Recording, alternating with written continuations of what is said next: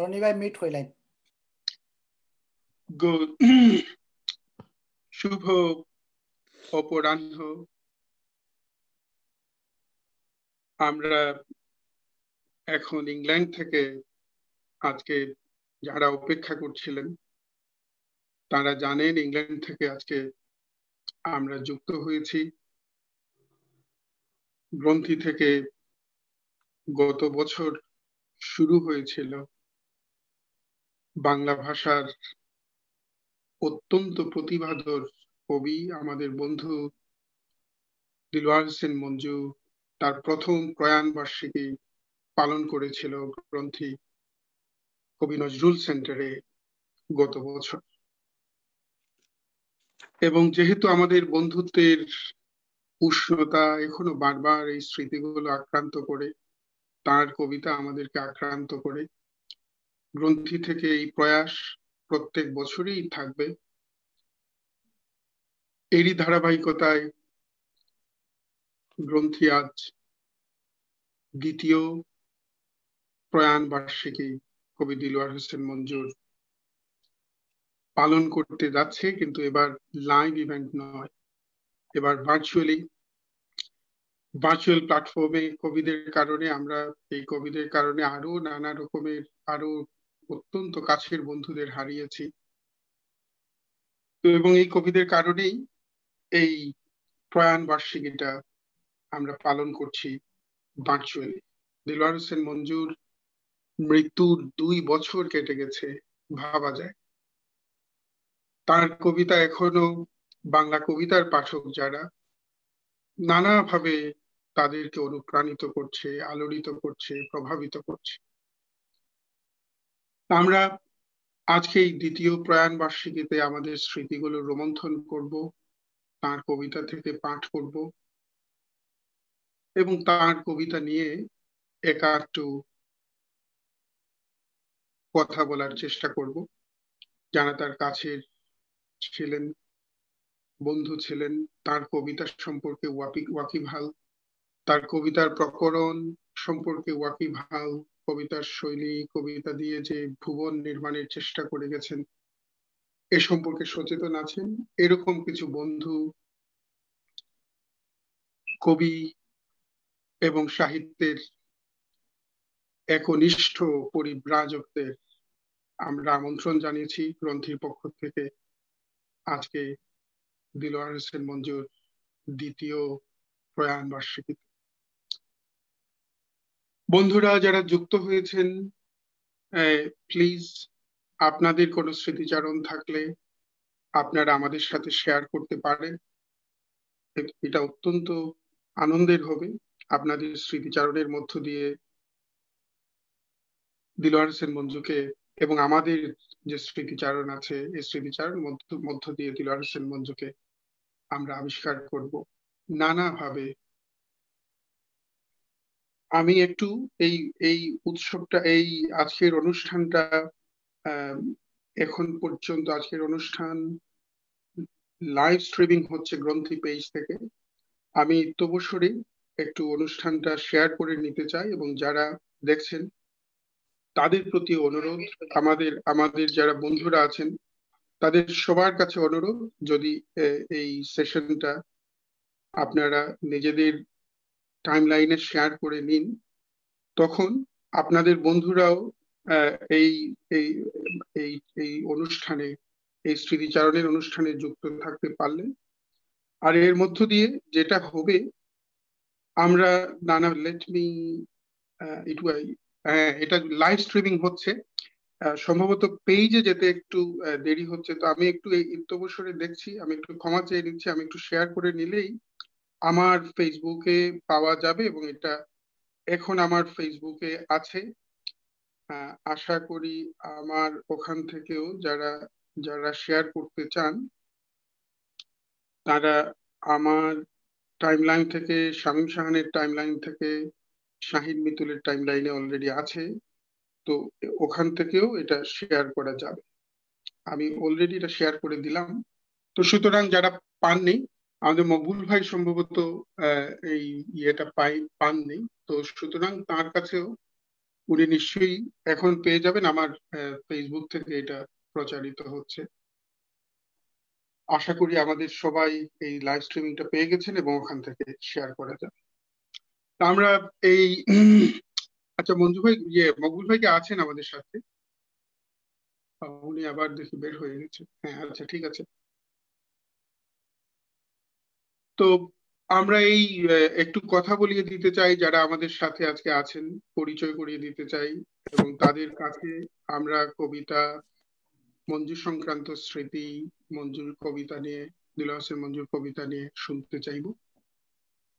আহ, আমি একটু পরিচয় করে দিতে চাই। প্রথমেই আমাদের সাথে আছেন একদম বরাবরের মতোই গ্রন্থির অবিচ্ছেদ্য এক অংশ, শাহিন মিতুল, আমাদের বন্ধু। সুস্বাগতম মিতুল আপনাকে।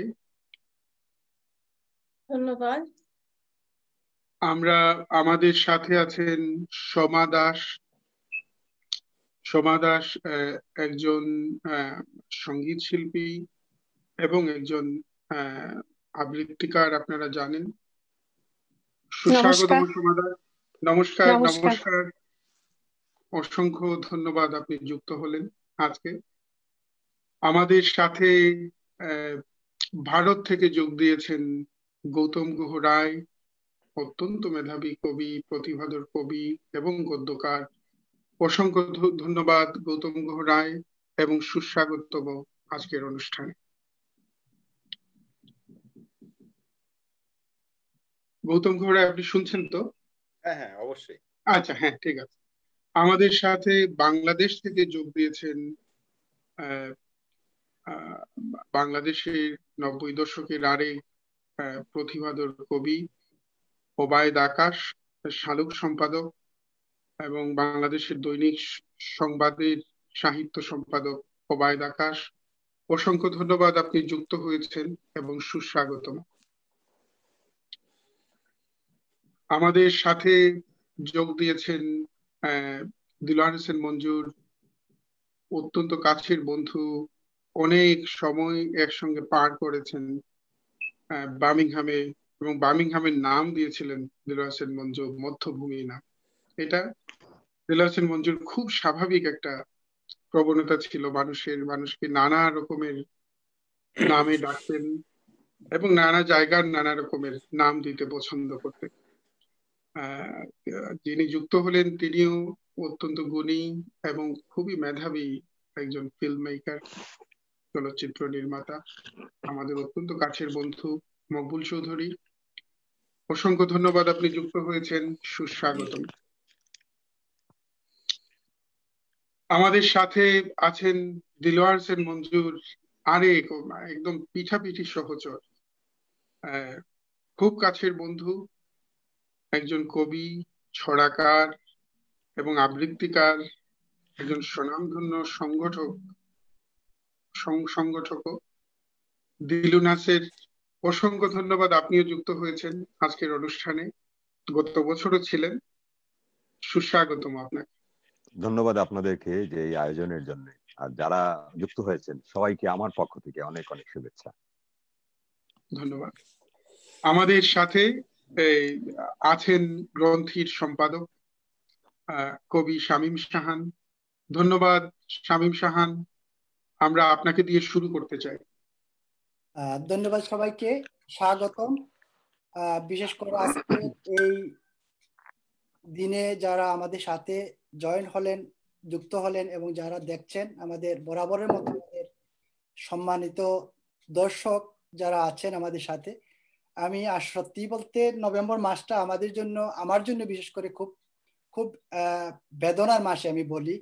কারণ এ মাসে আমার বাবাকে হারিয়েছি, আমাদের বন্ধু দেলোয়ার মঞ্জুকে হারিয়েছি, আমাদের আরেক বন্ধু আজকে যার মৃত্যু তারিখ মিয়া আক্তার সানু মিয়া, যাকে আমরা জানতাম, এবং শত শত ইভেন আজকে আমাদের আরেকটা আমাদের ছোট ভাই, আমাদের বন্ধু, লেখক, জাহাঙ্গীরনগর বিশ্ববিদ্যালয়ের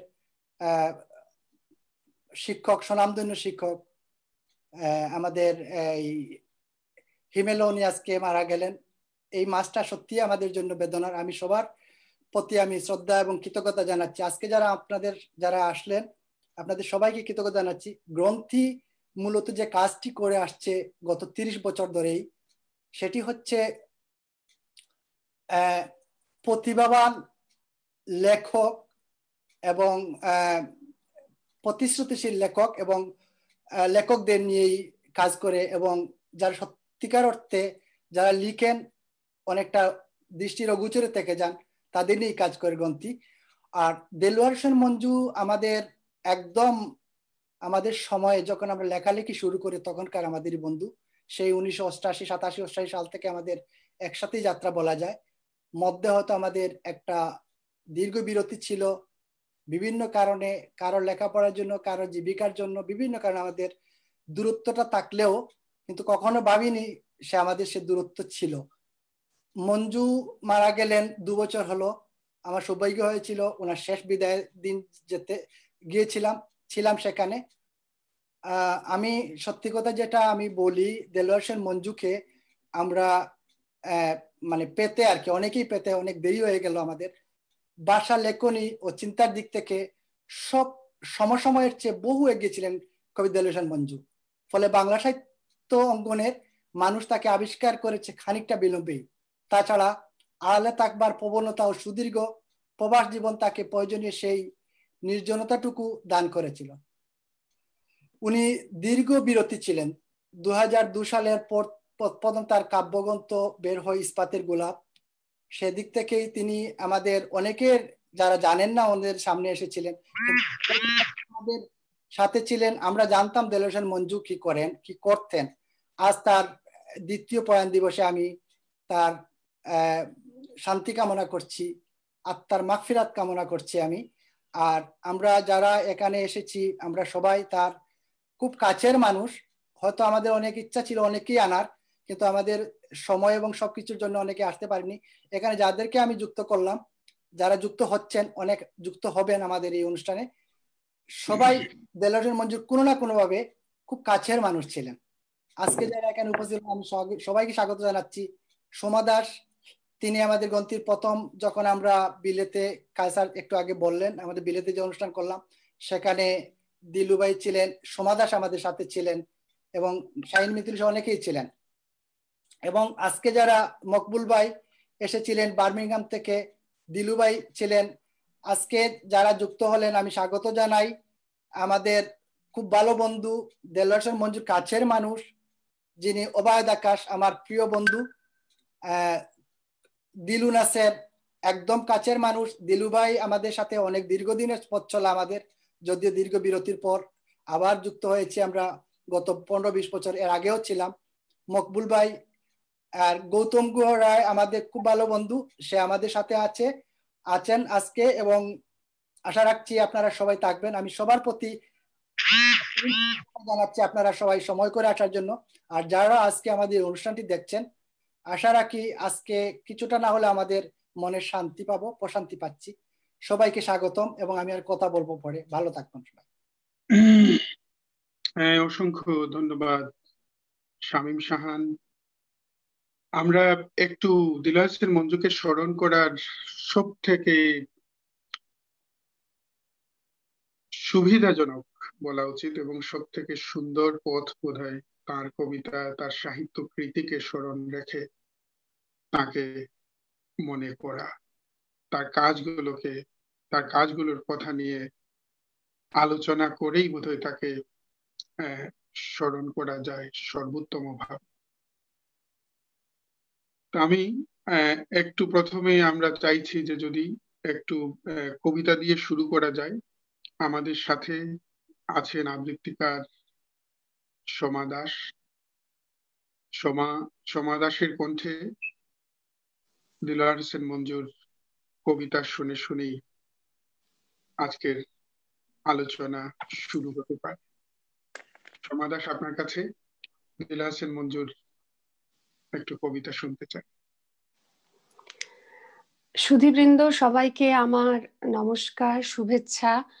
আজকে এই কঠিন সময় যে আমরা সবাই মিলে জুড়ে যেতে পেরেছি, এবং কারণ কবি দেলোয়ার হোসেন মঞ্জু, সেটা খুব ভালো লাগছে। আসলে হয়তো কোথাও না কোথাও আমাদের সকলের আত্মাটা এক জায়গায় মিলে গেছে, কখনো কবির জন্য, কখনো আমাদের ভাষার জন্য। কবি দেলোয়ার হোসেন মঞ্জুর সঙ্গে আমার কখনো সাক্ষাৎ হয়নি। আমি প্রথম তার কথা জানি তার স্মরণ সভায়। তার সঙ্গে আমার সাক্ষাৎ শুধু তার রেখে যাওয়া হরফে। আজও যখন তার কবিতা পাই, পড়ার চেষ্টা করি। এবং আজকে আমি অনেক ধন্যবাদ জানাবো শামীম ভাইকে, গ্রন্থির তরফ থেকে আমাকে এরকম একটা অনুষ্ঠানে নিমন্ত্রণের জন্য। কবির প্রতি আমার শ্রদ্ধা জানাতে আমি কবির দুটি রচনা পড়ছি। আশা করি তার হরফে তাকে আমরা স্মরণ করতে পারবো। প্রথম কবিতাটির নাম লাশ। চারটি চাকায় করে নিয়ে যাচ্ছি কুমড়োর বাগান, অস্তিত্বের লাশ ঠেলে ঠেলে নিয়ে যাচ্ছি দূরে। ঠেলা গাড়িতে করে বাংলাদেশ নিয়ে যাচ্ছি। ফেটে পড়া সবুজ খেতে লাল লাল ফড়িংয়ের নদী দেখা যায়। পুরুষ ঢেলে দিচ্ছে নিরন্তর ঘাম ও বীর্য, তেল ছিটকে রোদের লালায়। গোপনে পোক্ত হয় দুধের বিচি। জননী আমার রোজ হাসতে রান্না করবেন ধানের গুদা। অতঃপর বখরা ঈদ উদযাপনে যাই। গরু ও মাংস মানুষ কুরবানি দি মাঠে মাঠে। মানুষ ও কুকুর কুরবানি দি মাঠে মাঠে। ধন্যবাদ। অসংখ্য ধন্যবাদ। কি আশ্চর্য সুন্দর কবিতা, এবং কিছু আঞ্চলিক শব্দকে কি রকম ভাবে আত্মীকরণ করেছেন। গোদা, ধানের গোদা। হ্যাঁ, দিলনাসের মঞ্জুর এই একটা ব্যাপার ছিল ভাষা নিয়ে, এই ক্রীড়া, ভাষা ক্রীড়া করেছেন। এক ধরনের ভাষা ক্রীড়ার প্রবণতা তার ছিল। আমরা একটু আরেকটু কথা শুনতে চাই। ওবায়দ আকাশ, আপনার কাছে যেতে চাই। আপনার কাছে আপনার বর্ণনায় দুলহান হোসেন মঞ্জুর স্মৃতিচারণ এবং তার কবিতা সংক্রান্ত অভিজ্ঞতার কথা শুনতে চাই।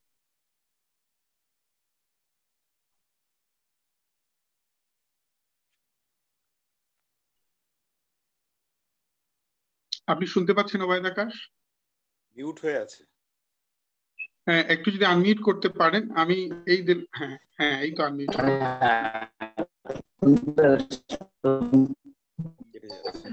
আপনার কথা শোনা যাচ্ছে না।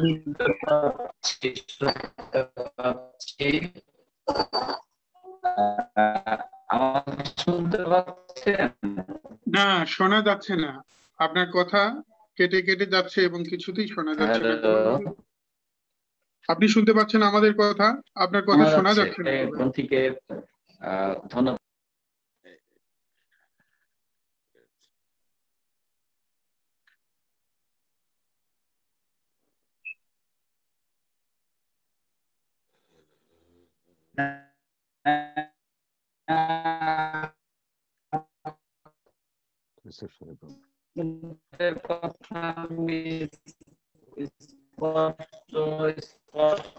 শুনতে পাচ্ছি, কিন্তু আমার কথা শোনা যাচ্ছে না। আমি কি করতে পারি? এখন একটু বেটার শোনা যাচ্ছিল, একটু বেটার শোনা যাচ্ছে এখন। হ্যাঁ হ্যাঁ হ্যাঁ হ্যাঁ, হ্যালো, হ্যাঁ এখন শোনা যাচ্ছে। এখন শোনা যায়? শোনা যাচ্ছে? একদম আচ্ছা, শোনা যাচ্ছে। আবার গেল।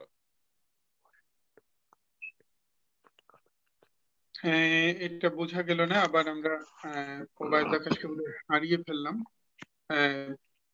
আমি এখন কবি দিলু নাসিরের কাছে যেতে চাই। একটু আপনার বর্ণনায় কিছু স্মৃতিচারণ এবং কিছু, আচ্ছা এর আগে আমরা দিলু নাসিরের কাছে যাবার আগে যারা আমাদের দেখছেন তারা হয়তো দিলু নাসির মঞ্জু আমাদের এত ঘনিষ্ঠ, এত কাছের, তার কবিতাকে জানি, তার জীবনকে জানি। তো সুতরাং আমার কাছে মনে হয় যারা দেখছেন অথচ দিলু নাসির মঞ্জুর সাহিত্য প্রীতির সাথে ওইভাবে পরিচিত নন, তাদের জন্য একটা ছোট দিলু নাসির মঞ্জুর সম্পর্কে একটা ছোট ইন্ট্রোডাকশন যদি মিতুল এটা পাঠ করে নিন নৃত্যবসরে। ধন্যবাদ। আমি ইংরেজিতে পড়ছি কারণ কিছু দর্শক আমাদের আছে যারা বাংলা ভাষী নন। আচ্ছা। Dilwar Hossain Manju was born on 30th November 1970 in Bishwanath, Sylhet, Bangladesh. He was not only a poet but also a fiction writer, prose writer, and critic. Although not regularly, but he was the editor of a little magazine called Dhishar. He has more than 10 books to his credit, including a collection of 8 books of poetry, which has been printed on one cover called Bidduter Bagan Samogra. Among his other publications are Ishpater Golab, Dokkhinamrito, Maulik Moyur, Kafera, Jyotsnar Beral, etc. He died on 17th November 2018 in the United Kingdom. Thank you, many thanks Mitul. আমরা এখন কবি দিলুর নাসিরের কাছে যেতে চাই, একটু আপনার বর্ণনায় দিলওয়ার হোসেন মঞ্জু সম্পর্কে জানতে চাই। ধন্যবাদ। আমি আসলে মঞ্জুর কবিতা দিয়ে শুরু করি। আমার মৃত্যুর চেয়ে বহুদূর নির্বংশ দুই হাত পাথি, কবিতা আমার অনঙ্গ বংশের বাথি। নদীর পলিপুত্র গ্রামে কুয়াশার ডুমুর ধরেছিল, কাপে পঞ্চাতন আমার, তারে আমি সমুদ্রে হারিয়েছি। আমাকে কি শোনা যাচ্ছে কবি? একদম একদম। আচ্ছা, আসলে এখন আমি জীবনানন্দের ভাষায় বলি, কে হায় হৃদয় খুঁড়ে বেদনা জাগাতে ভালোবাসে। দেলোয়ার হোসেন মঞ্জু, কোন দেলোয়ার হোসেন মঞ্জুর কথা বলবো? কবি দেলোয়ার হোসেন মঞ্জু বন্ধু, স্বজন, আমাদের সঙ্গী, আমাদের কমিউনিটির একজন সবচেয়ে গুরুত্বপূর্ণ ব্যক্তি। দেলোয়ার হোসেন মঞ্জুর সম্পর্কে বলতে গেলে আসলে আমি আপনার সাথে আমার অনেক কথা হয়েছে, কারণ দেলোয়ার হোসেন মঞ্জুর সাথে আমরা যখন কথা বলতাম রাত কিভাবে ফুরিয়ে যেত আমরা জানতাম না।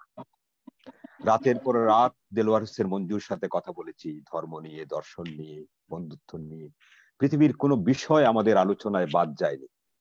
মঞ্জুর কবিতা নিয়ে আজকে যারা কবি রয়েছেন, উবাইদ আকাশ রয়েছেন,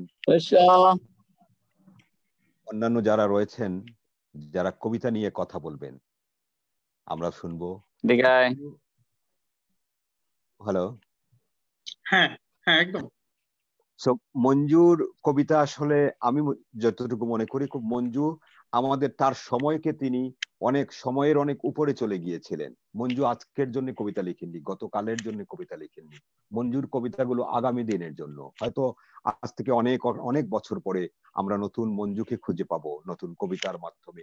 বাংলা ভাষায় মঞ্জু যে ভাষায় যে শব্দ চয়ন করেছেন কবিতার মধ্যে, মঞ্জু যেভাবে কথা বলেছেন, যে শব্দগুলো ব্যবহার করেছেন, বাংলা সাহিত্যে আমরা অনেক কবিদের কবিতা পড়ি কিন্তু এসব শব্দ কখনোই আমরা পাই না। এবং এই যে তার যে ধারাটি তিনি তৈরি করে গেছেন, এই ধারা হয়তো আগামী প্রজন্মকে অথবা বাংলা সাহিত্যকে নতুন একটা পথ দেখাবে। মঞ্জু সম্পর্কে বলতে গেলে যেটা মনে হয় যে মঞ্জু আসলে, মঞ্জুর মতো প্রতিভাবান লেখকরা আমরা হারিয়েছি। বাংলা সাহিত্যে অনেক লেখক ছিলেন, আবুল হাসান ছিলেন, রুদ্র মোহাম্মদ শহীদুল্লাহ ছিলেন, অনেকেই হারিয়েছি। কিন্তু মঞ্জু যে এভাবে চলে যাবেন, মঞ্জু যে হিমস্রোতে এত কম সময় ভেসে যাবেন, আমরা কখনোই চিন্তা করতে পারিনি। মঞ্জুর সাথে মৃত্যুর একদিন আগে আমার কথা হয়েছিল, স্বাভাবিক কথা হয়েছিল। তবে তিনি দীর্ঘদিন না, আমরা তো জানি যে মনে করেন প্রায় 1 মাসের মতো হয়তো গুরুতর অসুস্থ ছিলেন। এর আগে মঞ্জু সেই অসুখটাকে কখনোই পাত্তা দেননি। কিন্তু মৃত্যুর একদিন আগে কবি হতাশ হয়ে আমাকে বলেছিলেন যে কবি, অনেক কিছু করার ইচ্ছে ছিল কিন্তু পারলাম না, চলে যেতে হবে। এই কথাটা আমাকে প্রতিনিয়ত প্রতিদিন আমাকে দংশন করে। আমি এই কথাটা যখন মনে হয়, আমি তার শেষের কিছু কথা আমি ধারণ করে রেখেছিলাম ফোনের মধ্যে। মনে করেছিলাম যে মঞ্জু তো হয়তো চলে যাবেন, কিন্তু মঞ্জুর কথাগুলো থাকবে। কিন্তু ঘটনাচক্রে আসলে কথাগুলো আমি নিজেই পরে ডিলিট করে ফেলেছি, কারণ আমি যতবার মঞ্জুকে শুনবো ততবার আমি নিজেই আমার নিজের মধ্যে আমি আর নিজে ঠিক থাকতে পারবো না। সো মঞ্জুর কবিতা, আমি বলছিলাম প্রথমে যে মঞ্জু কবি হিসেবে যারা চেনেন মঞ্জুকে, তারা কবিতা নিয়ে কথা বলবেন, তারা তার কবিতার বিশ্লেষণ করবে, তার কবিতা বাংলা সাহিত্যকে কতটুকু দিয়েছে, কতটুকু ঋদ্ধ করেছে এটা। কিন্তু বন্ধু হিসাবে, একজন প্রাণের বন্ধু হিসেবে মঞ্জু ছিলেন আপনার, আমাদের। আমার রাতে ঘুম আসে না। আমি মঞ্জুর কথা চিন্তা করতে করতে প্রতিদিন এখন পর্যন্ত 2 বছর হয়ে গেছে, রাতে মধ্যরাতে যখন আমার টেলিফোন বেজে উঠলে আমি মনে করি দেলোয়ার হোসেন মঞ্জু ফোন করেছেন। আমি গত 1 সপ্তাহ আগে আপনি আমাকে রাতে ফোন করেছিলেন কবি। আপনি আমাকে কবি কেমন আছেন বলেছেন। আপনার ফোন রাখার পরে আমার চোখ দিয়ে পানি এসেছে। আমার মনে হয়েছে যে দীর্ঘদিন পরে আমি ঠিক অবিকল মঞ্জুর মতো কোনো গলা শুনেছি এবং মঞ্জুর মতো কেউ আমাকে সম্বোধন করেছে। মঞ্জু যেসব কবিতা লিখতেন, অনেক কবিতার আপনি আমি আমরা প্রথম পাঠক। মঞ্জুর একটা গুণ ছিল, যেটা গুণ ছিল মঞ্জু অনেক বড় মাপের কবি ছিলেন, অনেক বড় মাপের একজন লেখক ছিলেন। আমার কাছে মঞ্জু, আমি বলতাম মঞ্জু আপনি কবিতা ছেড়ে আপনি কবিতা রেখে দেন, আপনি গদ্য লিখুন। কারণ গদ্যে, মুক্ত গদ্যে মঞ্জু যে ধারার সৃষ্টি করেছিলেন, আমার কাছে এখন পর্যন্ত বাংলা সাহিত্যে মঞ্জুর মতো মুক্ত গদ্যের লেখার মতো কোনো লোক আমার চোখে পড়ে না। এবং আমাদের দায়িত্ব মঞ্জুর এই লেখাগুলোকে আমরা কিভাবে প্রিজার্ভ করব, আমরা কিভাবে পাঠকের কাছে পৌঁছে দেব। এবং এটা যদি আমি, আপনি অথবা আমরা যারা প্রাণের মানুষ রয়েছি, বন্ধু রয়েছি, আমরা শুধু প্রতি বছর আমরা স্মরণ সভা করলাম আর মঞ্জুকে স্মরণ করলাম, এটা নয়। মঞ্জুর কর্মকে, মঞ্জুর যে কাজগুলো আছে, এই কাজগুলোকে আগামী প্রজন্মের জন্য অথবা বাংলা ভাষাভাষী ছাড়াও অন্য ভাষার মানুষ যারা আছেন তাদের কাছে পৌঁছে দেওয়ার জন্য যদি আমরা সঠিক কোনো পদক্ষেপ নিতে পারি, তাহলে হয়তো আমাদের বন্ধু মঞ্জুর তার এই যে তার কর্মসৃষ্টির একটা মূল্যায়ন করা হবে। আমি মঞ্জু মারা যাওয়ার 1 সপ্তাহ আগে মঞ্জু প্রতিদিন রাতে ফোন করতেন, কবি কি লিখেছেন? তো আমি বলতাম, দেখুন আমি তো আপনার মতো এত বহুল প্রচারিত লেখক না, আমি মাঝে মাঝে লিখি কবি আমার। না কবি আপনি বলেন কি লিখেছেন। সো আমি বললাম যে কবি একটা কবিতা লিখেছে, মরে গেলে শুয়ে রবো নিঝুম কবরে। সো মঞ্জু এরকম বলতেন। ওই যে আপনি প্রথমে বলেছিলেন মঞ্জুর নাম দেওয়ায়, আমি গত 1 সপ্তাহ ধরে একটা নাম নিয়ে ভাবছি, কিছু একটা নাম দেব। সো মঞ্জু যদি বেঁচে থাকতেন, মঞ্জুকে সাথে সাথে তাৎক্ষণিকভাবে মঞ্জু এই নামটা আমাকে দিয়ে দিতেন। এবং বইয়ের নাম, কবিতার নাম, অথবা যে কোনো একটা আপনি একটা কাগজ বের করবেন, মঞ্জুর এই গুণটা ছিল মঞ্জু। তো মঞ্জু বলেন কবি না আপনি বলেন মরে গেলে শুয়ে রবো পাথর ছিদ্রে। এই যে শব্দটা এত মানে আমি বলছিলাম মরে গেলে শুয়ে রবো নিঝুম কবরে, এটা আমার মতো করে আমি বলেছিলাম। কিন্তু মঞ্জু বলেছেন মরে গেলে শুয়ে রবো পাথর ছিদ্রে কুয়াশা নগরে। আমি 1 সপ্তাহ পরেই মঞ্জু চলে গেলেন। তো এই কবিতাটা যখনই আমার মনে হয়, এই কবিতাটা আমি যখনই পড়ি, আমার কাছে মঞ্জু ভেসে ওঠে। একজন মানুষ কিভাবে, মঞ্জু তো দ্রষ্টা ছিলেন। মঞ্জু, আমার মনে হয় তার এই যে কবিতাগুলো, একটু আগে আমি একটা কবিতা পড়লাম তার, যে আমি আর কবিতা লিখবো না।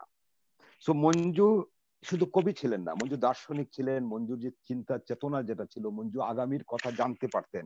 তিনি বলছেন যেসব, এই যে একটা কবিতা আমি পড়েছি এবং আগেও অনেকবার পড়েছি, যতদূর দৃষ্টি যায় ঝরে পড়ে নীলবিষ মেঘের হরিৎ, কোন জন্মে ছিলেন নাকি তুমি জলের জননী, মাতা ভ্রাতা হরিণীয় হাঁস, নদীমূলে ভাসিয়েছি বৈকুণ্ঠ সন্ন্যাস।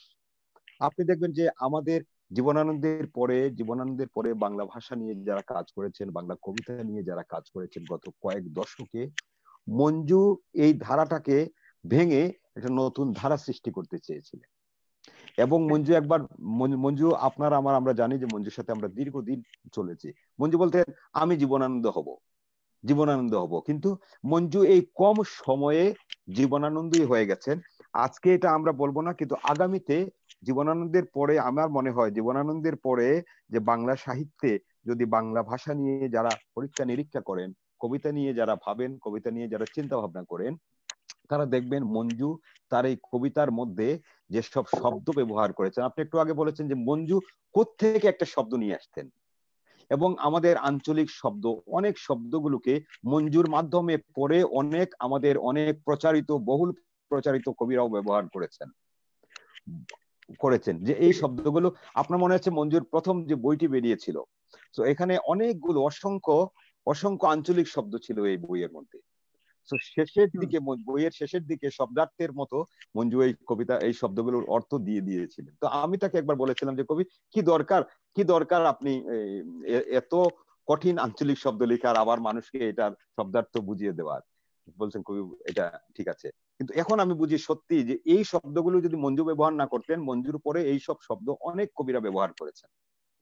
তো আসলে মঞ্জু সম্পর্কে কি বলবো বলেন? মঞ্জু মানে রাতের পর রাত আমরা কথা বলেছি। মঞ্জু আমাকে শেষ দেখাটা আমি মঞ্জুকে দেখতে পারিনি, কারণ মঞ্জু আমাকে বারবার বলেছেন কবি আপনি আসবেন না, কেন দেখতে দেননি। এবং আপনিও জানেন যে মঞ্জু কখনোই চাননি। শেষের দিন আমাকে বলেছিলেন যে কবি দেখা হলো না, দেখা হলো না, আর হয়তো দেখা হবে না। কিন্তু মঞ্জু দেখা না হলেও এই বেদনাটুকু আছে। কিন্তু আমার আসলে একদিক দিয়ে আমি চিন্তা করি, আমি মঞ্জু যেদিন মারা গেলেন আমি মঞ্জুর মৃতমুখ দেখতে যাইনি, আমি আগের দিন চলে গিয়েছিলাম, যাতে করে মঞ্জুর মৃতমুখ দেখার পরে যাতে আমি জীবিত মুখটা হারিয়ে না ফেলি। তাই আমি মঞ্জুকে, জীবিত মঞ্জুকে, হাসি খুশি উচ্ছল মঞ্জুকে আমার হৃদয়ের মধ্যে ধরে রাখতে চাই। তাই আমি তার মৃতমুখ দেখিনি। মঞ্জু আমার কাছে মৃত নয়। আমি লন্ডনে থাকি, মঞ্জু বার্মিংহামে থাকতেন, দীর্ঘদিন কথা দেখা হতো না, কথা হতো। কিন্তু আমি যখন রাস্তায় হাঁটি, আমি যখন একা একা থাকি, আমি মঞ্জুর সাথে কথা বলি, আমি মঞ্জুর সাথে কথা বলি, আমি মঞ্জুর কবিতা পড়ি। এবং মঞ্জু, আপনি গতকালকে একটা কথা লিখেছেন ফেসবুকে যে মঞ্জুর অনেক কবিতা আমাদের পড়া হয়, কারণ মঞ্জুর অনেক কবিতা আমরা রাতে শুনে ফেলতাম, পরে হয়তো এই কবিতাগুলো আর পড়া হতো না। কিন্তু মঞ্জু একটা কথা বলতেন যে মানুষ কবিতা লিখে মৃত্যুর পরে। এই কথাটা একেবারে 100% কথাটা কারেক্ট। কারণ মঞ্জু তো তার মতোই বলেছেন। মঞ্জু যা কবিতা লিখে গেছেন আমরা অনেক বন্ধুরা হেলা করে অথবা বিভিন্ন ভাবে আমরা তার কবিতা পড়িনি, কিন্তু মৃত্যুর পরে আমরা একটা একটা করে, আমার হাতে বিদ্যুতের বাগান রয়েছে, আমরা একটা একটা করে তার প্রতিটি শব্দ খুঁজে খুঁজে আমরা পড়ছি মঞ্জুকে, নতুন মঞ্জুকে আবিষ্কার করার জন্য। কারণ বন্ধু মঞ্জু আমার অন্তরে রয়েছেন, কিন্তু কবি মঞ্জুকে আমরা আরো বেশি করে আত্মস্থ করব এবং তার কবিতার মধ্যে ডুবে গিয়ে তাকে নতুন করে জানবো, এটাই আমার প্রত্যাশা। ধন্যবাদ। আপনার কাছে ফিরে এত কথা জমে আছে, এটা শেষ হবার না, আবারও ফিরে আসছি। আমরা আরেকটু কবিতা শুনতে চাই, যদি সমাদার আরেকটা কবিতা শোনানো যায়, এরপরে আমরা আবার আলোচনাতে যাব। এই ফাঁকে যদি একটু মঞ্জুর আরেকটা কবিতা শোনা যায়। কথা শুনতে শুনতে আসলে এত সমৃদ্ধ হচ্ছি যে প্রতিবারই মনে হচ্ছে যে কবিকে নতুন করে চিনছি, জানছি, একটা ভীষণ সৌভাগ্যের ব্যাপার। পরের কবিতাটির নাম যাত্রা। মাথার উপরে টিউমারের মতো চাঁদ, আর এই ফোসকা পড়া জ্যোৎস্নায় হাঁটছি তো হাঁটছি আমার সঙ্গে আমি একা। এইসব কাঁচের গর্ত, গির্জার ভেতরের ভগ্নাংশ বাতাস, মাঝে মাঝে কয়েকটা আপেল এবং সবুজ মোমবাতি, এসব কিছুই দেখছি না। আর তোমাকে তো বলেছি অন্ধ হয়ে যাওয়ার আনন্দই আলাদা। ঠিক কুয়াশা নয়, হৃৎপিণ্ডের ধোঁয়ায় হেঁটে হেঁটে বিষাক্ত বৃষ্টিতে ভিজি। টাটকা লাশের সঙ্গে এই তো আমার অনাদিকালের স্নান পর্ব। আমাদের ছেঁড়া নাভি, ছেঁড়া হাত পা সহ ভাঙা দাঁত, ভাঙা পেট, সূর্য ঘড়ির চারপাশ ঘিরে ভাঙা কবুতরের ওড়াউড়ি। বাঘের হাড় বেয়ে রোদের সর্বশেষ ঝর্ণা শুকিয়ে গেছে বহুদিন আগে। তোমার ডিশ অ্যান্টেনায় এখনো কি একটা দোয়েল দীর্ঘক্ষণ বসে থাকে? এইসব রক্তের বেড়ি, কুয়াশা বিচ্ছেদ, এত সব প্রভায় দু চোখ শক্ত হয়ে এলে আমাদের ট্রেন চলে যায় দূরে ঘোড়ায় চড়ে। ট্রেন চলে যায় দূরে ঘোড়ায় চড়ে। আর জানোই তো বসন্তে পোড়া মানুষ ঘুমন্ত গুলি হাতে ছেড়ে দিয়েছিল গতিবিদ্যার গজল। জীবনের এইসব কুঁকড়ে যাওয়া গান। আর কারখানার মাছগুলো ইস্পাতের জানলা বেয়ে সমুদ্রবক্ষে ঝাঁপিয়ে পড়েছিল। আমায় ক্ষমা করো। চিরদিনই যাই জল হতে জলের ভিতর, দুধ হতে গলে পচে কৃষ্ণকায় দুধের মাংস। ধন্যবাদ। আচ্ছা, একটু প্রথম লাইনটাকে আবার একটু পাঠ করে দেয়, প্রথম লাইনটা। মাথার উপরে টিউমারের মতো চাঁদ। যা বা মানে এটা মঞ্জু কবির দুধের মাংস। মঞ্জু খুব অলংকার ব্যবহার করতে ভীষণ পছন্দ করতেন। আমাদের অনেকেরই হয়তো অলংকার বিষয়ে নিজেদের এক এক ধরনের তার উপমাগুলো এক এক ধরনের, হ্যাঁ, এক এক ধরনের বোধ, এক এক ধরনের কাব্য শৈলী আছে। মঞ্জুর এটা একদম নিজস্ব, খুব এই যে দুধের মাংস মাথার উপরে। ওই যে আমার কাছে মাঝে মাঝে মনে হয় যে কি অদ্ভুত ভাবে কিছু কিছু শব্দের প্রতি মঞ্জুর দারুণ আসক্তি ছিল। একটা হলো ওই যে টিউমার, মানে মাথার ভিতরে ওই যে টিউমারটা বললেন এবং কিভাবে চাঁদের এটাই মতো। বাস্তব হয়ে যায়। হ্যাঁ, লাইনটা কি ছিল? মাথার ভেতরে লাইনটা মাথার উপরে টিউমারের মতো চাঁদ। টিউমারের মতো চাঁদ।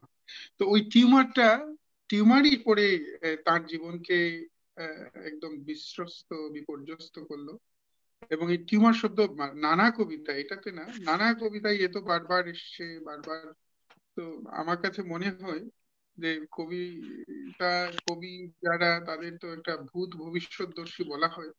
এবং দেখুন মাঝে মাঝে, এবং এত শক্তি ছিল প্রাণে, কখনো বলেননি দেখা করতে গেছি, বলছেন যে না কবি দেখা হবে না। এই যে আপনাকেও বললেন, কবি দিলু নাসিরকে উনি বললেন যে না, এই মানে রোগাক্রান্ত মুখ দেখাতে চাই। দেখাতে পারবো। আবার আবার এই মানে হঠাৎ করে দেখে ক্যান্সার হয়েছে, এটাকে আবার সেলিব্রেট করতে শুরু করেছেন। এই তো হেসে হেসে বলছেন যে কবি জানেন তো, কাউকে বলবেন না, আমার কিন্তু হয়ে গেছে লাং ক্যান্সার, বলছে ব্লাড ক্যান্সার হয়ে ডাক্তার গেছে। কিন্তু বলেছে মাত্র 2 মাস বাঁচবো। আমি শিউরে উঠছি, হেসে হেসে বলছে মাত্র 2 মাস, বলছে যে সব মিলিয়ে বলছে যে আপনি যদি মানে এটার এটার জন্য যদি আপনি মেডিকেশন করেন তাহলে 2 মাস বাঁচবেন, আর মেডিকেশন না করলে 14 দিন বাঁচবেন। এত হেসে হেসে বলছেন, এটা আশ্চর্য। আপনার বোধহয় মনে আছে সহজভাবে, খুব সহজভাবে। হ্যাঁ, এবং বললেন যে কাউকে বলবেন না, আমি চাই না আমাকে নিয়ে মানুষ করুণা করুক, যে না, একটা মানুষের যখন ক্যান্সার কবি আমি একটু যুক্ত হই আপনার সাথে। তো হ্যাঁ, ঠিক একইভাবে আমাকে রাত্রে উনি ফোন করেছেন। ফোন করে বললেন যে কবি আচ্ছা বলেন তো আচ্ছা শুনেন একটা কথা বলি, আপনি শক্ত আছেন? আমি বললাম হ্যাঁ। বলুন কবি, ওই ডাক্তার বলে আমার নাকি ব্লাড ক্যান্সার হয়ে গেছে, আমি কি মারা যাবো খুব তাড়াতাড়ি। আচ্ছা এটা একটা কথা হলো, বলেন তো। তো আমি বললাম কি বলেন কবি, ভালো করে বলেন। বলেন না না, আচ্ছা বলেন তো কবি, আপনি তো ওই যে শামসুল হকের যে ক্যান্সার হয়েছিল এটা কিরকম হয়েছিল। তো আসলে প্রথমে উনি আমাকে এরকম জিজ্ঞেস করছিলেন, তো আমি তো কিছুটা বুঝেছিলাম যে, আমি বললাম কবি আপনি ভনিতা করবেন না, আমাকে বলেন কি হয়েছে। বলেন না, বলা যাবে না, তবে বলতে পারি আপনি বেশি হবেন না। তো আমি বললাম বলেন। বলবে আচ্ছা বলেন, দেখেন তো আমাকে বলে 2 মাসের ভিতরে আমি মারা যাবো। তো এই যে তার সহজভাবে মৃত্যুটাকে নেয়া এবং সহজভাবে সবকিছুতেই কিন্তু মঞ্জু কিন্তু এরকম প্রত্যেকটা জিনিসকে, বন্ধুত্বকে বলেন, অনেক জিনিস। আরেকটা জিনিস আমি সরি, আরো অনেকেই রয়েছেন মঞ্জুর যে কবি হিসাবে, তো মঞ্জুকে আমরা চিনি, কবি হিসাবে মঞ্জু উত্তীর্ণ হয়েছেন। মঞ্জুর সবচেয়ে বড় গুণ ছিল, আমি আমার জীবনে দেখেছি, যে কোনো ভাবে যে কোনো সময় কবি এই সমস্যায় আছি, অথবা কবি এই একটা কবি আমি আছি আপনার সাথে, হ্যাঁ, বন্ধু, চিন্তা সাংঘাতিক ভাবনা বন্ধু, নাই, একদম কোনো বন্ধু চিন্তা ভাবনা নাই, কিচ্ছু নাই, কবি আমি আছি, হবে। বলেন কি করতে হবে, বলেন কি করতে হবে। যাই হোক, আমরা আমরা আবারও আসছি আপনার কাছে। আমাদের ধন্যবাদ। সাথে দেখলাম ওবায়দ আকাশ আবার যুক্ত হতে পেরেছেন, আমরা তার কাছে আমরা যাব। ওবায়দের কথা শুনি। হ্যাঁ, ওবায়দ আকাশের কাছে যাব।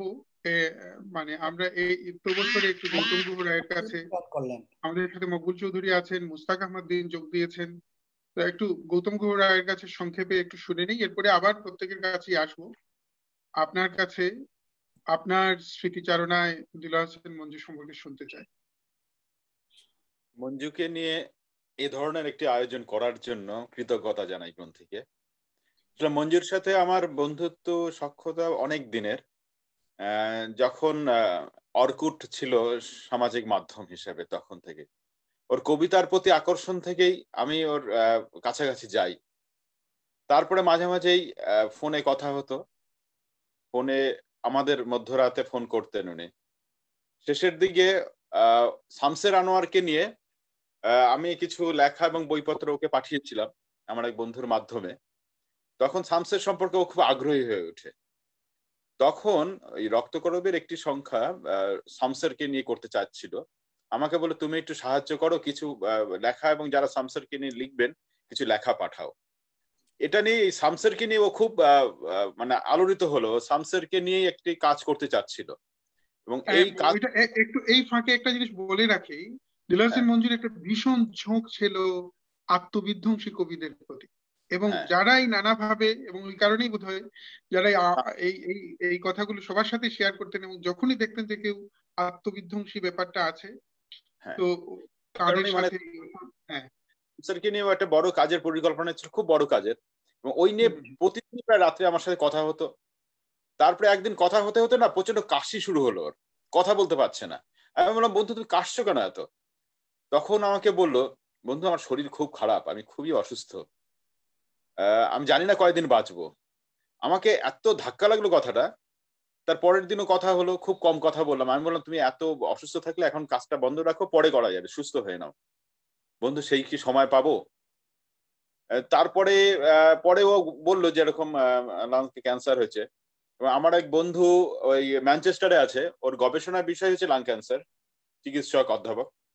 তা ওর সাথে যোগাযোগ করলাম, কিন্তু ও যে ডাক্তারের চিকিৎসাধীন ছিল বললো যে এখন চিকিৎসার থেকে ও বাইরে চলে গেছে, ও খুব দেরি করে ফেলছে। আসলে মঞ্জুর এত মানে মঞ্জুর এই তোমাদের প্রোগ্রামটা নেওয়ার সকাল থেকে এই মনটা এত বিষণ্ণ হয়ে আছে। হিমেলের মৃত্যু, সম্প্রতি অলোক রঞ্জন দাশগুপ্তর মৃত্যু, প্রতিদিন একটা করে মৃত্যুর আঘাত আমাদের একদম বিধ্বস্ত করে দিচ্ছে।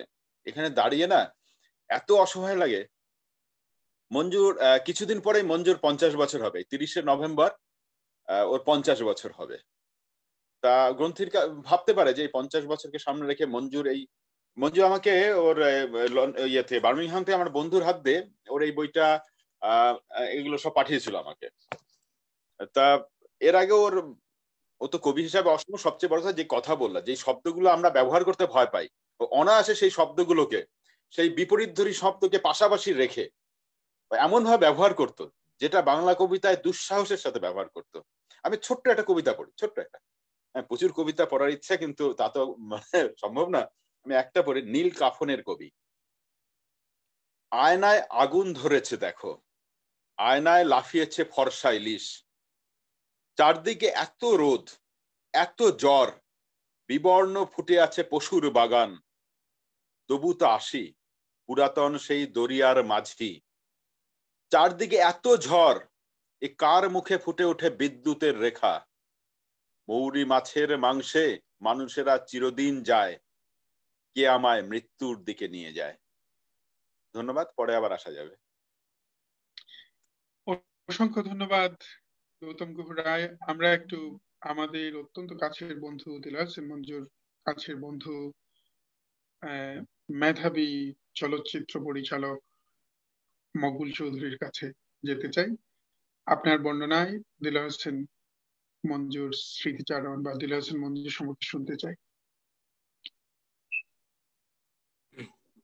একটা সেকেন্ড থেকে। হ্যাঁ, প্রথমত সুমা দাসকে ধন্যবাদ জানাচ্ছি যে উনার যে আবৃত্তি করেছেন। আসলে দিলওয়ার হোসেন মঞ্জুর কবিতা এরকম আবৃত্তি আমি শুনি নাই, মানে ভালো লেগেছে আসলে, যে খুব সুন্দর, আসলে একটা মানে ডিফারেন্ট একটা লেয়ার নিয়ে আসছেন। তো আমি আসলে ভাবছিলাম যে আজকে যদি মঞ্জু আমাদের সাথে এই অনুষ্ঠানে জুমে থাকতো তাহলে কিন্তু সে খুব বিরক্ত হতো। বিরক্ত কেন হতো? কারণ মঞ্জু কিন্তু, আমি কবি নয়, আমি কোনো আমার লেখালেখিতে আমার যেই জগতে নই, আমি যদিও শিল্পের জগতে আছি। মঞ্জু কিন্তু মানে মানুষ হিসাবে তার চিন্তাটা সবসময় খুবই ক্লাসিক্যাল এন্ড উপরের দিকে থাকতো। এই সমস্ত কথাবার্তা যে আমাকে ফোন করতো, এই করতো সেই করতো, এগুলা উনি সহ্য করতো না। উনি বলতো, আরে এইগুলা কি কথাবার্তা। আমাদের যেটা দিলু যেটা বলেছেন যে ওনার কবিতা যে জীবনানন্দ, উনি জীবনানন্দ দাশের সাথে তুলনা করেছেন, বা ওনার কবিতা যে ভবিষ্যতের কবিতা, আত্মবিধ্বংসী কবিতা, আমাদের মনে হয় যে আমরা এই বিষয়গুলোর প্রতি আরো একটু নজর দেওয়া দরকার। যে আসলেই মঞ্জু ভবিষ্যতের কবি, আত্মবিধ্বংসী কবি, এবং তার কবিতার আরো এক্সপ্লোরেশন হওয়া দরকার। এটা একটা জিনিস। 2 নম্বর জিনিস হচ্ছে যে মঞ্জুকে আমার একটা প্রিভিলেজ ছিল যে আমি যেহেতু বার্মিংহামে ছিলাম, তো 18 বছর ধরে আমি দেখেছি। তার মধ্যে কিন্তু প্রচন্ড দ্বৈততা ছিল তার তার তার ব্যক্তিগত চিন্তা ভাবনার মধ্যে, কিন্তু তারপরেও সে একটা কাইন্ড অফ সিস্ক্রোফেনিক একটা ব্যাপার ছিল তার মধ্যে। এবং এই জন্যে এই জিনিসটা আমি জানি না কেন এই ডিসকোর্সটা খুবই প্রয়োজন। আমরা কেন বারবার বলি যে উনি যদি বেঁচে থাকতো তাহলে আরো লিখতে পারতো। আমি মনে করি যে everybody, we human being, we come with a slot and we produced our finest work or whatever work on that slot. So এই কথাগুলো এখন থেকে পরিহার করা প্রয়োজন যে মঞ্জু আরো বেঁচে থাকলে এটা হতো সেটা হতো। ও যেটা তৈরি করে গেছে, যেটি লিখে গেছে, সেটি যথেষ্ট আমার কাছে মনে হয় যে আমরা সে তার মতো করেই, এবং তার এইভাবেই চলে যাওয়ার কথা ছিল। তো আমি গত কিছুদিন ধরে চিন্তা করছিলাম যে তার বইগুলোর মধ্যে এতবার মৃত্যু শব্দটা এসেছে, এবং এখন যেন মনে হচ্ছে যে সে এই মৃত্যুকে নিয়ে তার আলাদা এক ধরনের একটা ফ্যাসিনেশন ছিল। সুইসাইড করা, কিভাবে আপনার নিজেকে ধ্বংস করে ফেলা যায়, এগুলো নিয়ে অনেক কাহিনী আছে, আমি আর সেগুলোতে যাচ্ছি না। কিন্তু তার মৃত্যু সংক্রান্ত এই যে মৌলিক ময়ূর, এই বইটি আমার খুব প্রিয়, কারণ এটার মধ্যে এক ধরনের সুফিবাদী একটা চিন্তা ভাবনাও এই বইটার অনেক কবিতার মধ্যে আছে। আমি কবিতা আবৃত্তি করি না, আমি জন্য আর পড়তে যাচ্ছি না, কিন্তু আমার কাছে মনে হচ্ছে যে আজকে গ্রন্থি যেটা আয়োজন করেছে, আমাদের এই ধারাটা চালিয়ে যেতে হবে এবং আমাদেরকে আরো সংঘবদ্ধ হয়ে মঞ্জুকে ভবিষ্যতের পাঠকের কাছে পরিচয় কিভাবে করিয়ে দেওয়া যায়, এই দায়িত্বটি আমার কাছে মনে হয় আমাদের পরে বর্তায় এই দায়িত্বটি, এবং সেটা নিয়ে এখন চিন্তা করা প্রয়োজন আমাদের। তো আমি শুনি, আমার খুব বেশি এই মুহূর্তে বলার মতো প্রিপারেশনও নেই। ধন্যবাদ, আমি শুনছি এবং I'm being enriched by this discussion. তো আরো একটু কথা বলুন আপনারা। ঠিক আছে, ধন্যবাদ মকবুল চৌধুরী। আপনার কাছে একদম স্মৃতিচারণ গুলো শুনতে চাই, আপনার ব্যক্তিগত ইন্টারাকশন। আমি আসছি আপনার কাছে কারণ আপনার এই স্মৃতিচারণ গুলো জরুরি। স্মৃতিচারণ গুলো জরুরি কেন? একজন মানুষকে স্মরণ করা, তার কবি সত্তার সঙ্গে ব্যক্তিত্বের একটা সম্পর্ক আছে। তো ওই জায়গাগুলো আমাদের জন্য, যারা একটা তো হলো কবিতার জায়গা থেকে দেখা, আরেকটা হলো বন্ধুর জায়গা থেকে দেখা, এবং ওইগুলো এটাও ইকুয়ালি ইম্পর্টেন্ট আর কি। আমরা ওখানে আপনার কাছে আসছি। একটা কথা আমি শুধু এটা কথা বলি, কাসের ভাই, আপনাকে তো আমি মঞ্জু ভাই জীবিত অবস্থাতেই আমি বলেছি এই কথাটা, ঠিক না? যে আমি তো দেখেছি যে উনার বাড়িতে রাতে সোফাতে শুয়ে উনি আমার সামনে উনি অনেক কবিতা রচনা করেছেন, এবং আমি আপনাকে একটা কথা বলেছি, আমার মনে আছে আপনি এটা আরো কয়েকবার কোট করেছেন, যে আমাদের অনেকেই কবি হয়ে উঠে, কবি হয়ে ওঠার জন্য চেষ্টা করে, কিন্তু মঞ্জুর কিন্তু কবি হয়ে উঠার কোনো প্রয়াস ছিল না, সে কবি ছিল। আপনার এই কথাটা আমার কাছে মোক্ষম। আমি ইয়ের কাছে যেতে চাই, মুস্তাক আহমদ-দ্বীনের কাছে যেতে চাই, কিন্তু এই কথাটা খুব মোক্ষম। আপনি আমাদের সবাইকে, মঞ্জুর যত বন্ধু বান্ধব, এটা তখন আমার পক্ষে মঞ্জু বেঁচে থাকতে একটা ঈর্ষাও বোধহয় ছিল। আপনি যেভাবে বলেছিলেন যে দেখুন, কেউ কেউ আছে মেধাবী, এরা পরীক্ষায় ফার্স্ট হবে, সেকেন্ড হবে, এগুলো বোঝা যায়। আর কেউ কেউ আছে ওই মেধা দিয়ে, মানে এরা এত জন্ম মেধাবী, মুখ থেকে যা বেরোবে ওইগুলো তাকে বুদ্ধি করে কিছু বলা লাগে না। Dilwar Hossain Manju is one of those. আপনার মনে আছে, আমি তখন অনেক আগে বলছি, এখন না, এগুলো অনেক আগে, লুটনে থাকবে প্রায় 10-11 বছর, 14-15 বছর আগে এটা বলেছিলেন। তখনও দিলওয়ার হোসেন মঞ্জুর অনেক কাব্যগ্রন্থ বেরোয়নি, কিন্তু তার ব্যক্তিত্ব, তার কথা বলা, এবং আপনি বলতেন যে দেখেন ভাই, আমি তো সারা জীবন মানে চলচ্চিত্রেই আছি, কিন্তু হঠাৎ করে দিলওয়ার হোসেন মঞ্জু এসে হঠাৎ করে একটা ফিল্মের ধারণা দিলেন। মনে হচ্ছে যে এটা একটা আধি ভৌতিক, একটা সুরিয়ালিস্টিক। দিলওয়ার হোসেন মঞ্জুর খুব ওই পরাবাস্তবিক জগতের ভিতরেই ডুবে থাকতেন, এজন্যই এমন সব ধারণা আসতো। এবং আপনি বললেন যে এটা তো আমাকে কথা বলতে বলতে কবি বললেন, আমার খুব মনে ধরেছে। আমরা এই কথাগুলোতে যাব। আমরা একটু যেতে চাই মুস্তাক আহমদ-দ্বীনের কাছে। মুস্তাক আহমদ-দ্বীন যুক্ত হলেন, অসংখ্য ধন্যবাদ দ্বীন, সুস্বাগতম। মুস্তাক আহমদ-দ্বীন অত্যন্ত প্রতিভাধর কবি, 90 দশকের আমাদের কাছের বন্ধু। উনি গবেষণা করেছেন আরেক অত্যন্ত বিখ্যাত এবং তার দিকে এখন মনোযোগ ফেরানো উচিত। বাংলা মুক্তবুদ্ধি চর্চায় যার গদ্য একটা বিশাল ভূমিকা রেখেছে আব্দুল ওয়াদুদের উপর মোস্তাক আহমদ কাজ করেছেন। এর বাইরে লোক সাহিত্য এগুলো নিয়ে তো কাজ করেছেন, এবং কবিতায় গদ্যে সমানভাবে পারদর্শী। এটা বললে একটু স্থূল হয়ে যায়। মানে মোস্তাক আহমদ আমার তো বটেই, আমাদের সময়ে যারা লিখছেন, কবিতা লিখছেন, তাদের অনেকের, তাদের প্রায় সকলেরই প্রিয় কবি। মোস্তাক আহমদ আপনার কাছে শুনতে চাই।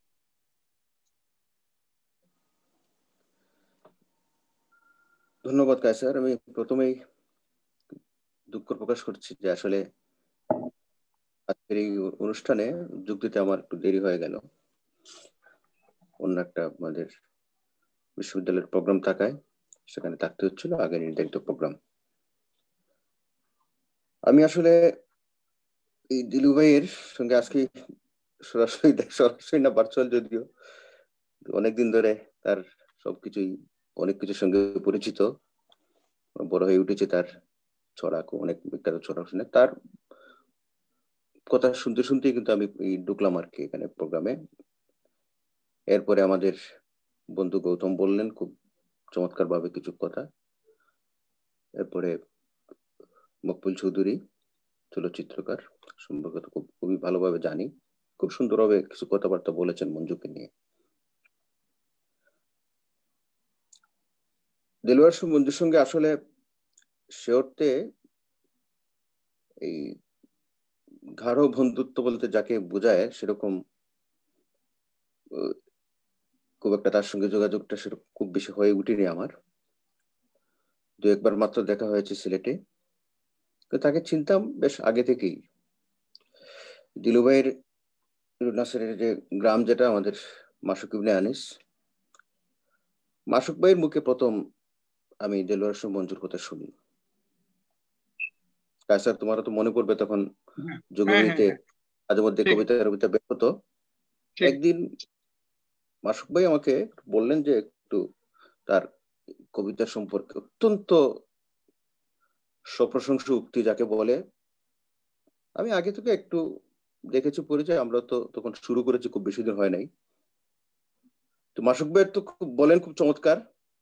দেলোয়ার মঞ্জুকে যেভাবে তার কবিতার যে বিষয় নিয়ে, হ্যাঁ, এমন ভাবে পড়ার পর আমি ওই দিনই কাকতালীয় ভাবে এই জিন্দাবাজার পয়েন্ট থেকে যোগবাড়ি পত্রিকাটি নিয়ে তার একটা কবিতা পড়ে আমি একদম মানে বিস্মিত হলাম আর কি, যে আসলে আর আগে হয়তো আমাদের তখন কিছুদিন আগে সম্ভবত তিনি রাশিয়া থেকে ফিরেছেন আর কি, এরকমই হবে আমি যতটুকু পরে যা জেনেছি।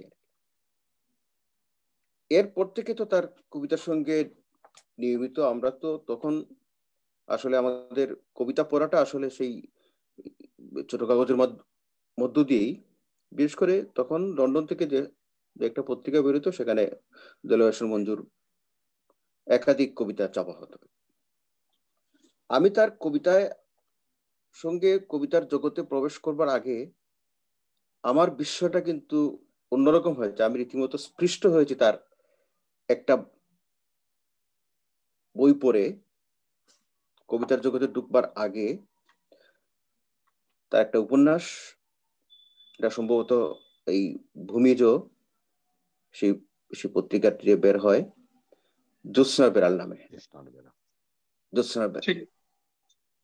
আমি পাণ্ডুলিপি অবস্থায় যখন পাণ্ডুলিপি তো সেটা পড়ার সুযোগ হয়েছিল, পরে আমি রীতিমতো স্পৃষ্ট শব্দ হলাম। এই কারণে বললাম যে আমি আমার পক্ষে এই দুঃসাহস দেখানো সম্ভব নয়। আপনারা যারা এখানে আছেন হয়তো অনেকের কাছে বইটা আছে, আপনারা বইয়ের শেষ দিকটা একটু পড়ে নিলে আপনারা বুঝতে পারবেন, এবং বইয়ের বিভিন্ন জায়গায় আমি কয়েকটা জায়গায় বলি যে আমরা এই সমস্ত বিষয় নিয়ে অনেক একাধিক উপন্যাস আছে বাংলা সাহিত্যে, কিন্তু বিশেষ করে আমাদের যে স্থানিকতাকে এত চমৎকার ভাবে এবং স্থানিকতাকে এমন একটা জায়গায় উপস্থাপন করে মানে যুক্ত করেছেন দেলোয়ার মঞ্জু, সেটা আমার মনে হয় এখনো খুবই প্রাসঙ্গিক, আরো বেশি প্রাসঙ্গিক হয়ে উঠছে এই উপন্যাসটা। আমি আমার পক্ষে এই অভিজ্ঞতার, এই কাছাকাছি অভিজ্ঞতার মধ্যে দিয়ে আমরা বেড়ে উঠেছি। বারবার দিলু নাসের কথা বলছি, উনি যে জায়গায়, যে এলাকায়, বা আমরা তো প্রায় একই জায়গায় আমরা বড় হয়ে উঠেছি, কায়সার সবাই এখানে। জকিগঞ্জের এই বিভিন্ন প্রসঙ্গ আছে, আমাদের শামীম ভাইও আছেন এখানে। মানে অদ্ভুত ভাবে এটা আসলে একটু সামাজিক পরিস্থিতি যে আমাদের, হ্যাঁ, বিশেষভাবে এই উপন্যাসের দিকে একটু মনোযোগ দেওয়া দরকার আমাদের। আমার মনে হয় দেলোয়ার হোসেন মঞ্জুকে শুধু তার কবিতার, তো অবশ্যই তিনি একজন বড় কবি, তার দিকে আমাদের বিশেষভাবে মনোযোগ দেওয়া উচিত, কিন্তু এই উপন্যাসটা নিয়ে তার সামগ্রিক, তার যে আরেকটা এই মননের ক্ষেত্রে তিনি যে অত্যন্ত বেশ গুরুত্বপূর্ণ একটা জায়গায় অবস্থান করে চিন্তা করতেন এবং তা নিয়ে খুব একটা স্বচ্ছ চিন্তা ছিল, সেটা আমাদের বিশেষভাবে একটু খেয়াল করলে ভালো লাগবে। বারবার এখানে আত্মবিনাশের প্রসঙ্গ আসছে। আমি খুব অল্প 1 মিনিট বলে শেষ করে দিচ্ছি এখানে, যে আত্মবিনাশী কবি অবশ্যই ছিলেন দেলোয়ার হোসেন মঞ্জু। এক্ষেত্রে আমি একটা বিষয় যুক্ত করতে চাই, তার এই আত্মধ্বংসী বা আত্মবিনাশী যে কবি, সেটা আসলে এক ধরনের, তার মধ্যে এক ধরনের এই শান্ত ভাবের এই বিনাশের যে বিষয়টা ছিল, তিনি খুব শান্ত ভাবে সবাইকে অনেককে প্রভাবিত করতেন। ওই যে ছাত্রের একটা প্রবন্ধ আছে মালারমেকে নিয়ে, মালারমের বইয়ে যেটা বেরিয়েছিল, সেটা খুব অসাধারণ একটা প্রবন্ধ। সে প্রবন্ধে বলেছিলেন যে a peaceful idea of violence, এই কাজটা মানে এটা অন্যরকম বিনাশ বা অন্যরকম একটা ধ্বংসের কথা, অন্যরকম একটা সন্ত্রাসের বিষয়। দিলার খুব শান্তভাবে, কিন্তু বিভিন্নভাবে আমি তার মৃত্যুর পরে লক্ষ্য করেছি যে তিনি বহু জায়গার অনেকের সঙ্গে তিনি যুক্ত ছিলেন এবং অনেককে তিনি এক ধরনের মানে সেই বিনাশের এই যে জয়গানে অনেককেই তিনি আকৃষ্ট করতে পেরেছিলেন। যাই হোক, পরে আমি এখন আর দীর্ঘ করছি না, পরে হয়তো সুযোগ হলে বলা যাবে। ধন্যবাদ জানাতে চাই গ্রন্থি, অত্যন্ত একটা গুরুত্বপূর্ণ একটা বিষয় নিয়ে দেলোয়ার হোসেন মঞ্জুকে নিয়ে এখানে এই অনুষ্ঠানের আয়োজন করার জন্য ধন্যবাদ জানাই। আমাদের বন্ধু বিভাস রায় চৌধুরী যুক্ত হয়েছেন আমার মতো একটু পরে এসে। আমাদের সাথে যোগ দিলেন বিভাস রায় চৌধুরী। আমরা বিভাস রায় চৌধুরীর কাছে যাব। ইত্যবসরে আরেকটা জিনিস বলতে চাই, এটা সত্যি মোস্তাকিমউদ্দিন বললেন, ওইভাবে লেভেল দিয়ে আসলে দেলোয়ার হোসেন মঞ্জুকে মানে ভাবাটা বেশ কঠিন। তার মাঝে একটা এই সহজাত একটা প্রবণতা ছিল মৃত্যুর প্রতি, এবং এটা চ্যানেল এসে একটা ইন্টারভিউতে আমিও ছিলাম, আমি এবং দেলোয়ার হোসেন মঞ্জু এবং মুজিবুর রহমান আমাদের বন্ধুকে নিয়ে মিল্টন রহমান একটা অনুষ্ঠান করেছেন চ্যানেল এসে। তো ওইটা আমার মনে পড়ছে, কথায় কথায় বলছিলেন যে মায়া এবং মৃত্যু, এই দুটো জিনিস তাকে খুব আক্রান্ত করে, এই দুটো শব্দ। এবং মাঝখানে দেখলাম উনি সত্যি খুব, যারা মানে আমাকে একবার জিজ্ঞেস করলেন যে কবি কারা আত্মহত্যা করেছেন, তাদের একটা লিস্ট চাই। তো আমি পাবিস, আমার খুব প্রিয় কবি, ইটালিয়ান কবি, তার কথা বলতে উনি আবার দেখলাম যে পড়ে আমাকে পাবিসের কবিতা শোনাচ্ছেন। এরপরে যারা আমাদের ইংল্যান্ডে সিলভিয়া প্লাথ, এদের ইয়ে তো আছে, জীবনানন্দের অন্ধকার কবিতাটা আমাকে কতবার পাঠ করে শুনিয়েছে। এই কবিতাটা তো, এই কবিতার মাঝে তো একটা সাংঘাতিক রকম একটা মরবিডিটির ব্যাপার আছে। তো ওই জায়গাগুলো আমার আমার মনে পড়লো, কিন্তু এখানেই দেলোয়ার হোসেন মঞ্জুর কে ওইভাবে শনাক্ত করা বেশ কঠিন। আরেকটা জায়গা যেটা আমি বিভাস রায়চৌধুরীর কাছে যাবার আগে পাঠ করতে চাই, এটা দিলু নাসির বললেন এবং দেলোয়ার হোসেন মোস্তাক আহমদ দিনের কথাও বেরিয়ে আসলো। কবিতার বাইরে তার মুক্ত গদ্য এবং বিশেষ করে ফিকশন, যে ফিকশনটা মৃত্যুর আগের 1 বছর 2 বছর উনি কাজ করে বলছে যে এটা আপনাকে উৎসর্গ করব, এই বইটা যদি বেরোয়। আর করব কারণ বাংলা ভাষায় ওই রকমের এক্সপ্লিসিট যৌনতার কে নিয়ে খুব কম কাজ হয়েছে। মানে ইয়েতে হয়েছে তো বটেই, ওয়েস্টে তো হয়েছে, কিন্তু এটা নানা কারণে, এটা তো আর যৌনতার উপন্যাস না, এটা নানা কারণেই একটা চূড়ান্ত মানবিক উপন্যাস হতে পারতো। আমি জানি না এই উপন্যাসটা হয়েছে কিনা বা উনি করতে পেরেছেন কিনা। আমাকে বললেন যে এই উপন্যাসটা আপনাকে ইয়ে করবো কারণ এই আইডিয়াটা আপনি দিয়েছেন, এখন যদি কেউ আমাকে মারতে আসে প্রথমে বলবো যে আপনাকে প্রথমে মারো। আর আরেকটা জায়গা যে কারণে দেলোয়ার হোসেন মঞ্জুর দেলোয়ার হোসেন মঞ্জুর মাঝে একটা সাংগীতিক ব্যাপার আছে কিন্তু, এবং দেখবেন যে গজলে যেরকম, গজল যেটা একই লাইন 2 বার 3 বার পাঠ করলে 3 রকমের অর্থ দাঁড়াচ্ছে। এবং উনি এরকম একই লাইন 3বার করে লিখছেন এবং ওই সঙ্গীতের জায়গাটা স্পর্শ করা এবং পাঠও করতেন ওই রকমের, মনে হতো যে একটা সঙ্গীত তার ভিতরে খেলা করছে। আমি দুটো লাইন ওখান থেকে পাঠ করতে চাই। গাছের গির্জা, স্মৃতিহীন আলোক বর্ষে আমি মিশে যাচ্ছি দেখো, স্মৃতিহীন আলোক বর্ষে আমি মিশে যাচ্ছি দেখো, ভরা পূর্ণিমার স্খলিত মাংসে এক পাল কীট উঠছে, এক পাল কীট উঠছে, এক পাল কীট উঠছে। আমি ভুলে যাচ্ছি তোমায়, গাছের গির্জা হতে পাতাগুলো লাফিয়ে পড়ছে, ঝাঁকে ঝাঁক, ঝাঁকে ঝাঁক, ঝাঁকে ঝাঁক চিরতরে। আর কোন পুষ্প রেণু নয়, বাগানে নিরন্তর রড়ে তাম্রহীন কাঁচ ও কুয়াশার গোঁড়া, বাগানে নিরন্তর রড়ে তাম্রহীন কাঁচ ও কুয়াশার গোড়া। পেরিয়ে যাচ্ছি বায়ু বিদ্যুৎ, রাত জাগা ভোরের পাখি, রাত জাগা ভোরের পাখি, রাত জাগা অন্ধ পাখি। দুই হাতে পরাভূত দীর্ঘ দীর্ঘ দীর্ঘ দিন, কলিজাও খাগড়ায় কলম ছুঁড়ে ফেলেছি। চিতার আগুনে ছুরি দিয়ে কত আর লিখবো, লিখে যাব রক্তের বানান, অক্ষরের মহিমা জানি না তো, মৃত্যুর অধিক বানান জানি না তো।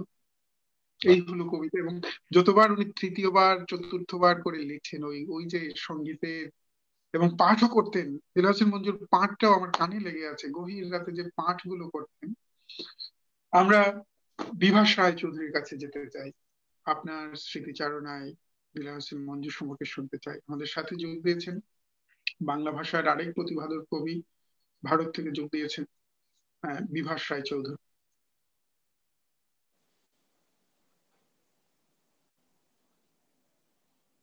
আপনি শুনতে পাচ্ছেন তো বিভাস?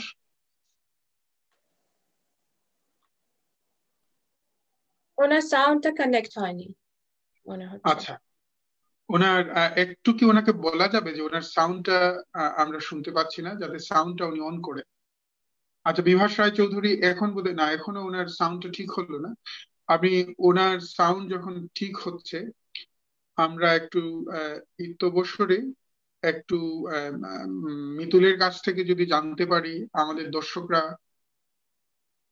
দর্শকরা কি বলছেন।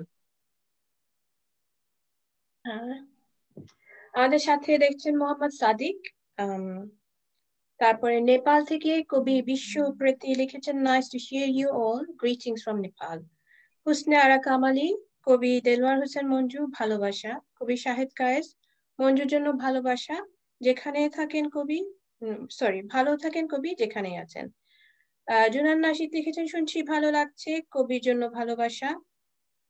দেখছেন কবি সৌমনা দাশগুপ্ত, কবি শাকিরা পারভিন সুমা। যারা দেখছেন, যারা মন্তব্য করলেন তারা আমাদের অত্যন্ত কাছের বন্ধু। তারা দেখছেন যেন ভীষণ ভালো লাগছে। মঞ্জুর কবিতা, আপনাদের যারা মঞ্জুকে জানেন তারা মঞ্জু সংক্রান্ত স্মৃতিচারণ করলেও অন্তত আমরা যুক্ত থাকতে পারলাম, পারস্পরিক একটা বিনিময় হলো, ভাবের বিনিময় হলো। আমরা আমরা অবসরে যদি বিভাস রায় চৌধুরী এখনো যুক্ত হতে পারলেন না, ওনার দেখছি যে বিভাস এখন যুক্ত হলেন। এখন দেখছি বিভাস রায় চৌধুরী, আপনি আমাদের কথা শুনতে পাচ্ছেন? বিভাস, আপনি কি আমাদের কথা শুনতে পাচ্ছেন ভাই? আপনার সাউন্ডটা আমার কাছে মনে হলো, তো দেখছি যে আপনার সাউন্ডটা ঠিক আছে। সাউন্ড ঠিক আছে। হেডফোনটা খুলে ফেললে মনে হয় শোনা যাবে। আচ্ছা, আপনার হেডফোনটা কি লাগানো? ডিভাইস থেকে খুলতে হবে। বিভাস রায় চৌধুরী, আপনার হেডফোনটা একটু অফ করে দেওয়া যায় কিনা?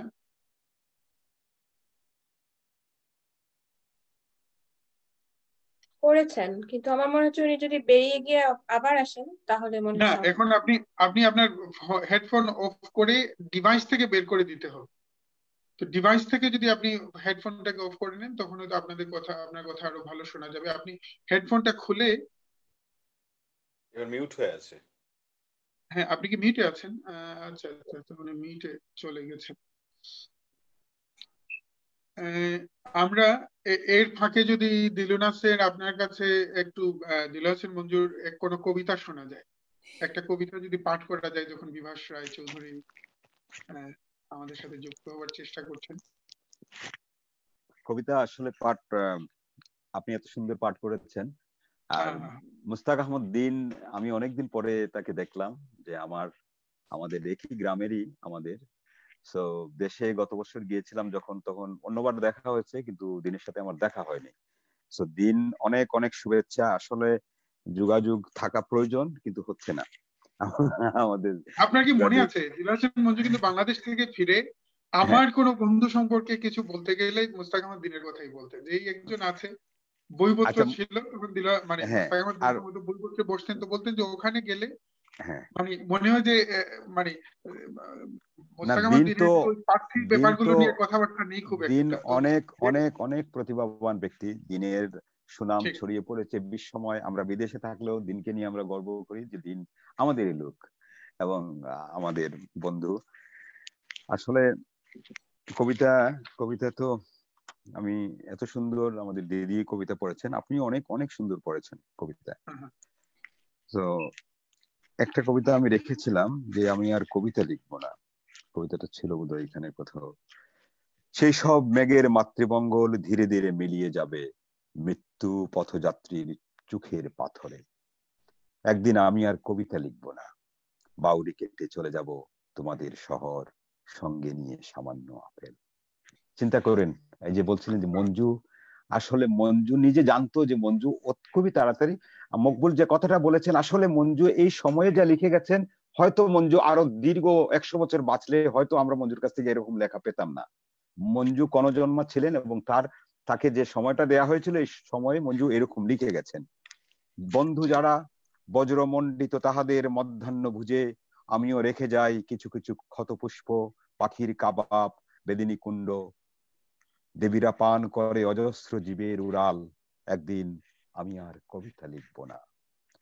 আমার প্রেয়সী হায়, চোখের ভুরুতে দেখি উড়ন্ত তৃষ্ণা রেখা, প্রতি অঙ্গে ডুমুরের গ্রাণ স্থির হয়ে আছে। আমি নাম ভুলে গেছি, আমি তার নাম ভুলে গেছি।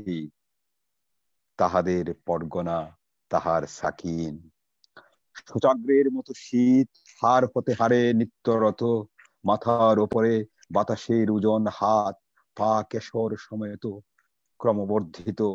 আমি দাঁড়াবো না, এ জমিন জননীর দেহে ভর করে আমি আর দাঁড়াবো না। এত এত মৃত অক্ষর চারিদিকে, দীর্ঘ বসে থাকবো পিতা, সন্তান হারা শকুন জনকের মতো। একদিন আমি আর কবিতা লিখবো না।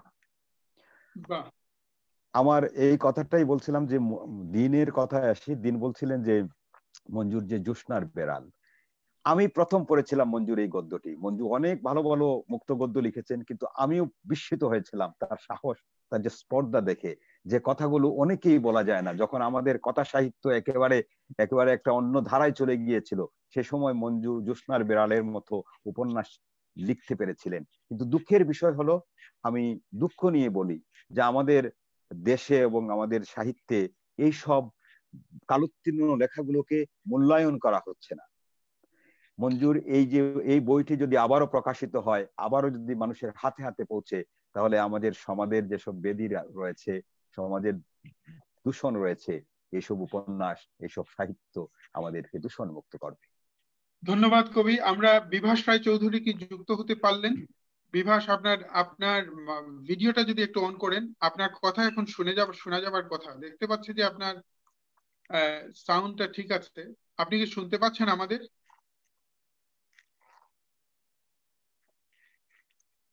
বিভাস রায় চৌধুরী, বিভাস, আপনি শুনতে পাচ্ছেন?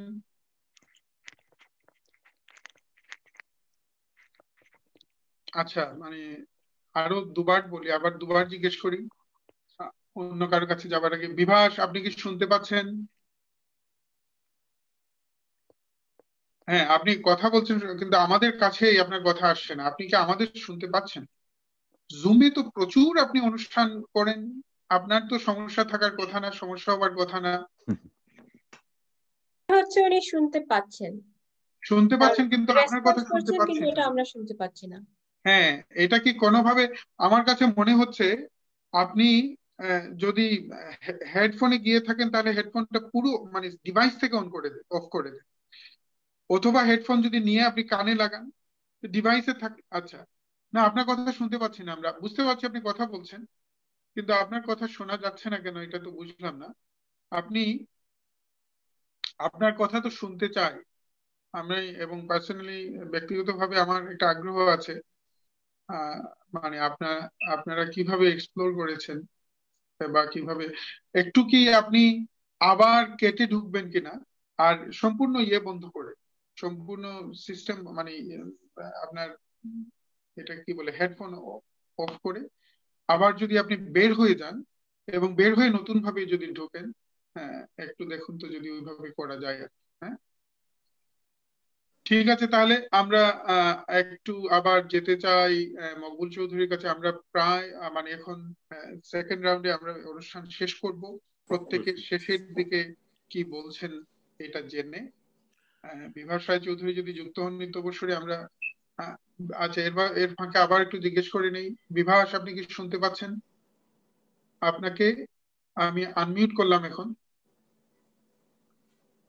আপনি কেন যেন আবার মিউটেড হয়ে গেছেন। আপনাকে একটা কাজ করতে হবে যে বের হয়ে, পুরো বের হয়ে গিয়ে আপনাকে আবার আসতে হবে। দেখুন তো এটা করা যায় কিনা। ঠিক আছে, আর আমরা আপনার এখন একটু মকবুল চৌধুরীর কাছে যেতে চাই, সবার কাছেই শেষবারের মতো যেতে চাই। আপনারা যদি আরো নিজেদের না, কথা খুব কুইকলি, খুব দ্রুত অনেক কুইকলি একটা জিনিস বলি আমি, যেটা আমি এই যে তোমার কবিতা শুনছি, দিলু নাসের কবিতা লিখছেন, মনে হচ্ছে যে এই কবিতাগুলো তো উনি কখন লিখলেন, মানে এই লোকটা যে আমাদের সাথে ছিল এবং এই রকমের কবিতা লিখেছে, এটাই এখন একটা অনেক সময় এটা আশ্চর্য হওয়ার মতো বিষয়। কারণ আমি এত কাছে থেকে দেখেছি ওনাকে নানান সময়, নানান বিষয়ে, নানান যন্ত্রণার মধ্যে। বাট ওয়ান থিং যেটা খুব আমাকে যেটা ইন্সপায়ার করে, সেটা হচ্ছে যে তার যে অস্বীকার করার একটা প্রচন্ড ধরনের ক্ষমতা, মানে যে কোনো বিষয়কে অস্বীকার করা। এবং উনি বলতেন যে যতক্ষণ পর্যন্ত না আপনি আপনার নিজেকে, আপনার চারিপাশকে অস্বীকার করতে পারছেন না, ততক্ষণ পর্যন্ত আপনি কোনো কিছু সৃষ্টি করতে পারবেন না।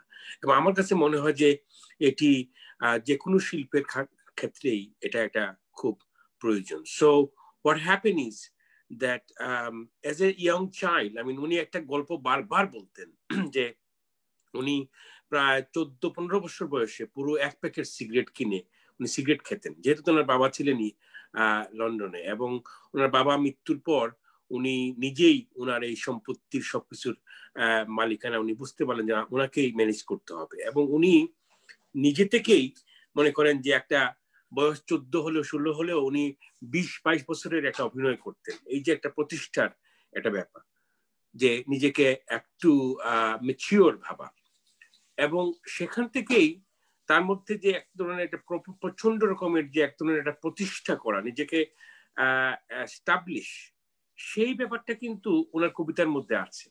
এই যে শব্দ চয়ন, এই যে আমি মাঝে মাঝে প্রশ্ন করতাম যে মঞ্জু ভাই আপনি এই তো সুরটা কেটে ফেললেন, যে এখন আপনি এই যে দুধের মাংস, মানে আমি আমার এই পয়েন্ট অফ ভিউ থেকে অনেক সময় প্রশ্ন করতাম যে আপনি হঠাৎ করে যেন মনে হয় সুরটা কেটে ফেললেন। তখন উনি বলতেন না না না, ঠিক আছে মকুল ভাই, এটাই চাচ্ছি আমি, যে সুরটাকে কেটে ফেলতে। তো এখন আমি মনে করি যে এই যে যেটা বললাম যে মঞ্জুর কবিতাগুলো এবং তার শব্দচয়ন, তার স্টাইল, তার যে উনি যে কোনো একটা বিষয়কে কিভাবে ধারণ করতেন, কিভাবে সেটাকে শব্দ দিয়ে তার প্রেক্ষিতকে বদলে দিয়ে একটা প্রেক্ষাপটকে পুরো চেঞ্জ করে আরেকটা প্রেক্ষাপটে নিয়ে যাওয়া, এবং মানুষের এই যে বিদ্যুতের বাগান, মানুষের মগজকে অলমোস্ট একটা বিদ্যুতায়ন করে ফেলা, যে মেটাফোর গুলোকে উনি কখনোই, আমি অনেক কবি, অনেক প্রতিষ্ঠিত কবি আমি মাঝে মাঝে পড়ি এদের কবিতা, এবং পরে দেখি যে আসলে almost very easy to swallow, মানে একটার পর একটা আসছে, মানে ওটা আসবেই, আমি জানতাম ওইরকমই কথা, ওইরকমই এটা। কিন্তু মঞ্জু যেরকম করে এক ধরনের জাস্টিফিকেশন, যেটাকে মানে ধরেন টোটালি একটা বৈপরীত্য নিয়ে আসতো তার কবিতার মধ্যে, তার মেটাফোরের মধ্যে, তার সিনের মধ্যে, তার শব্দচয়নের মাধ্যমে, যে একটা কল্পচিত্রের মধ্যে, এটা কিন্তু অসাধারণ। এবং আমি মনে করি যে আমি দেখেছি যে ইভেন কি ফিল্মেও বা গল্পে বা কাহিনীতে, এমনকি visual আর্টেও, those who are able to break the normal sensual একটা যে আমাদের এটা লাইন আপ আছে যেটা, হ্যাঁ, এটাকে যদি কেউ ভেঙে একটা দিকে নিয়ে যায়, তখনই মানুষ আশ্চর্য হয় যে আরে কি ব্যাপার। এবং that was quite necessary. So in other word, I have to say that he was really a classical, I mean in terms of a one step ahead an artist as an artist, you know, তার এটা খুব বিরাট জিনিস। এবং এটাই আসলে আগামীতে কেন লোক আগামীতে পড়বে, কারণ ওই যে তার মধ্যে কোনো লিনিয়ার কোনো ইয়ে ছিল না চিন্তার ক্ষেত্রে। সে সব সময় লিনিয়ারটাকে ভেঙে চুরমার করে দেওয়ার মতো এক ধরনের একটা প্রবণতা লক্ষ্য করা যায়। আপনি দেখেন, আপনি যার কবিতার মধ্যে এই সে পাহাড়ে, তারপরে ওখান থেকে আবার চলে গেল একটা পাখির ডিম্বের মধ্যে ঢুকে গেল সে নিজেই, বা ঢুকে গেল কোন জরায়ুর ভিতর। তো এনিওয়ে, এটি হচ্ছে গিয়ে যে আমার রিয়েলাইজেশন, আমরা যতবারই আমরা মঞ্জুকে পাঠ করব, ততবারই আমরা তাকে নতুন ভাবে উদ্ভাবন করতে পারবো। আমার মনে হয় যে বিভাস রায় এখন ঠিক হয়েছেন, ওনার কথা শুনি। হ্যাঁ, আমরা একটু বিভাস রায়ের কাছে যেতে চাই। বিভাস রায়, আপনারা জানেন এখন সাম্প্রতিক বাংলা কবিতায় অত্যন্ত প্রতিভাধর কবি, আমাদের সাথে যুক্ত হলেন ভারত থেকে। আপনার কাছে শুনতে চাই মঞ্জু সংক্রান্ত স্মৃতিচারণ, আপনার বর্ণনায় শুনতে চাই। আমার তো মঞ্জুর সঙ্গে আমার দেখা হয়েছে কিনা আমি বুঝতে পারি না, সম্ভবত দেখা হয়নি, কিন্তু তার কবিতার সঙ্গে দেখা হয়েছে। বাংলাদেশের 80 দশকের 90 দশকের কবিতা একটা সময় আমাদের এখানে অতটা আমরা পড়তে পারতাম না, কিন্তু তারপরে মূলত এই সোশ্যাল মাধ্যমগুলো চলে আসার জন্যে অনেকটা হয়ে যায়, এবং বাংলাদেশে বন্ধুর সংখ্যা অনেক আমার বাড়তে থাকে, তাদের হাত দিয়ে কবিতা পৌঁছায়। মঞ্জুর কবিতা খুবই আর কি, মানে পূর্ববর্তী বক্তা যিনি বলছিলেন তার মতনই, যে ওর কবিতার মধ্যে যে একটা বড় জোর আছে এবং অনেক বড় করে দেখার ব্যাপার আছে, একটু মরবিডিটি আছে ওর মধ্যে, কিন্তু স্বপ্ন সেটাকে অনেকটাই মুছে দেয় এবং আগামী দিনের দিকে ছুটে যায় তার কবিতা। বেশিরভাগ কবিতাই দেখবেন যে এই কারণে তার মধ্যে যেন একটা বর্ণনা রয়েছে, একটা পরাবাস্তব বর্ণনা। হ্যাঁ, আবার নিজের দেশ প্রকৃতি সেটাও খুব উজ্জ্বল ভাবে আছে, যেটা এই যে স্বল্প কবি জীবনের মধ্যে যে মঞ্জু তার নিজেকে এইভাবে প্রতিষ্ঠিত করে দিয়ে গেছে, সেটা বাংলা কবিতার ক্ষেত্রেই একটা খুব বড় মানে সম্পদ হয়ে গিয়েছে এই লেখাগুলো। আমি দেলোয়ার হোসেন মঞ্জুকে আজকে স্মরণ করব তার একটি কবিতা পড়ার মধ্যে দিয়ে, সেটাই আমি শাহিনকে বলেছিলাম। পড়ি কবিতাটা। হ্যাঁ, প্লিজ। কবিতার নাম ফিতা। মাদারীপুরের স্তনের দিকে ধাবমান সিদ্ধির গঞ্জ, বাতাসে ব্লেড উঠছে, কেওড়ার ডালে মৃত ময়ূরীর চুল দেখা যায়। এ ছায়া কর্দমাক্ত, ঠিক মানুষ নয়, মানুষের মতো অবয়ব, শূন্য পাকস্থলী ফুঁড়ে জন্ম নিচ্ছে অজগর। দিদিরা যমুনামুখী অভ্যন্তর ফেলে দিতে জরায়ন পরিত্যাগ করি, আমি আর কেউটে সাপ অভিযাত্রী পরস্পর। সুপ্রভাত নামে গ্রামের জঠরে, রেলের বগিতে চড়ে চড়ুই পাখিটি যাচ্ছে দাউ দাউ মহানগরের দিকে। আমাদের বেড়িবাঁধের ওপর রাত্রিময় পড়ে রয়েছিল দুধসাদা বিভমিশা নাকি পূর্ণিমা। চক্ষুদ্দয়ে আসমান গলে যেতে থাকে, চক্ষুদ্দয়ে আসমান গলে যেতে থাকে। আমি আর রেলগাড়ি নদী পাড়ি দিই অস্তিত্বের ডিঙিতে চড়ে, জলে কর্ণ গেতে শোনা যায় আধখানা বাঘ মহিষের হৃৎপিণ্ডের আওয়াজ। আর বেশি দূর নয়, ঘূর্ণাবর্তে পিষে যাচ্ছি আলো, ল্যাম্পপোস্টে দণ্ডিত হবে আলো, শিশুর ক্রন্দন, স্বর্গের মরুপথ দিয়ে আমরাও পৌঁছে যাব আপন জংশনে। দূর বন্দরের রূপসীদের দেখা যায় মাংস বোঝাই জাহাজের মাথায়, আমি দেখব না। ঢালাইয়ের নিচে চাপা পড়ে থাকা সন্তান পাথর আর শিশু পাথর শাবক। এ যজ্ঞে শুয়ে থাকি মর্গের ভেতর, গন্ধ ফেটে পড়ে জনীয় ন্যাফথ্যালিনের। ইঁদুরের দেহে দুর্ভিক্ষের মতো কাম আসে, ইঁদুরের 3টি পা উড়ুবে উঠে আসে নাসারন্ধ্রের জমাট রক্তে অবশিষ্ট ছায়ায়। ক্রমে কালো হচ্ছে সাদা সাদা সবের বরফ। আমার প্রেয়সী হায়, মরুজ্যোৎস্নায় সে তো এক মেঘের জিরাফ। কেউ আমায় নিতে আসে না, কেউ আমায় নিতে আসে না। মর্গে একা শুয়ে থাকি, জল অগ্নি বহুটা আংরা হলে ঘুম আসে, ঘুম আসে। দূর গায়ে তোমার লণ্ঠনের আলো নিভে যাচ্ছে মা, দূর গায়ে তোমার লণ্ঠনের আলো নিভে যাচ্ছে মা। বাহ বাহ বাহ বাহ, ধন্যবাদ ধন্যবাদ। বিভাস রায়চৌধুরী যুক্ত হলেন, আর কি সুন্দর মঞ্জুর একটা চমৎকার কবিতাও পাঠ করে নিলেন। আমরা প্রায় শেষের দিকে যাচ্ছি, সবার একটু শেষের আমরা বক্তব্য শুনতে চাই। গৌতম গুহ রায়, আপনার কাছে এখন।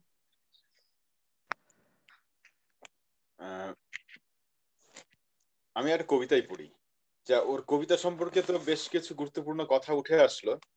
আমার মঞ্জুর কবিতা সবচেয়ে যেটা গুরুত্বপূর্ণ মনে হয়েছে, আমাদের কবিতার যে ভাবনা আর কি, কবিতার যে শব্দের সাথে শব্দের সম্পর্ক ভাবনা, এই জায়গাটা আঘাত করাটাই ওর কবিতার মূল শক্তি ছিল।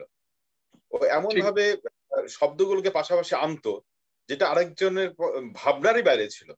ওই যে আমাদের পরিচিত যে কাব্য ভাবনা, কাব্য জগৎ, সেটাকে আঘাত করাই ওর মনে হয় মূল লক্ষ্য ছিল। সেটা আমি সেই অর্কুট থেকেই দেখছি। আমি ওর ছোট ছোট কবিতাগুলো তখন অবাক হয়ে যেতাম, হয়ে যোগাযোগ করছিলাম। এবং আমি আরেকটা কথা দেখছি যে দেশজ শব্দ, দেশজ অনুষঙ্গগুলোকে যেভাবে কবিতা আনতো, এবং সেটা এই দুই বিপরীত ধর্মী, কিন্তু মঞ্জুর জীবনের মতনই দুই বিপরীত ধর্মী অবস্থান সবকিছুতেই ওর কবিতার ক্ষেত্রে, ওর জীবনে, ওর গদ্যের ক্ষেত্রে তো খুব গুরুত্বপূর্ণ ছিল। দিন যে কথাটা আনলো, গদ্য খুব গুরুত্বপূর্ণ ছিল, কিন্তু খুব কম লিখেছে গদ্য।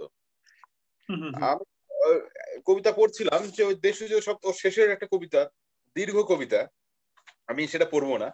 সেখানে সিলেটের বিভিন্ন শব্দ, ওর যে গ্রাম, ওর যে বড় হয়ে ওঠা যে শব্দ, যে ইমেজের মধ্যে, সেইটাকে নিয়ে আমি কবিতাটা ছিল, দীর্ঘ কবিতা। তারপরে ওর আরেকটা কবিতার বই, খুব গুরুত্বপূর্ণ কবিতার বই আমার মনে হয় আর কি, সেটার ইয়েতে মৌলিক ময়ূরের যে সূচনা কবিতাটা, কবিতা নয় মানে মুখবন্ধ কবিতা হিসেবে, সেটাও খুব গুরুত্বপূর্ণ। পড়ি। ধরণীর অধিক ফুলে ওঠে নদী, ঈশ্বরের প্রতিপক্ষ হয়ে তোমারে চুম্বন করি 2.5 মিনিট। ঈশ্বর নিঃসঙ্গ এখন, বন্ধুবর দেলোয়ার হোসেন মঞ্জুর মতো একা। এটা হচ্ছে সূচনা কবিতা একটা। আর আমি থেকে আমি তো দীর্ঘ কবিতা, সেটা আমি পড়ছি না, একটা একটা অংশ মনে হয় আমার পড়া দরকার আর কি, মানে আমার মনে হয়েছিল যে এটা পড়া যেতে পারে আর কি। গ্রামের সবখানা থেকে আব্বার কবর বুকে করে আমি শহরে আসি এক হলুদ দুপুরে। আমার পেছনে পড়ে থাকে চিকনা মাটিতে লেপা হুরু গ্রাম, হুরু ঘর, উঠোন। আমার মাথার উপর ছায়া হয়ে থাকে ক্রম দীর্ঘতর হওয়া মাইজির করুণ দৃষ্টি, বনের ময়লা মুখখানা। যেদিন শহরে আসি, গানপাড়ের আমড়া গাছের ডালে একটানা ডেকেছে দুরা কাউয়া। আমার কি অলুক্ষণে যাত্রা হলো গো মাইজি। শহরে সভ্যরা থাকেন, শহর কি কোনো কুলচমা মানুষ নেই? আমি শহরে মানুষ হব। মোবিল পোড়ানো শহরের কোনো এক শহীদ মিনারে ইট হব আমি।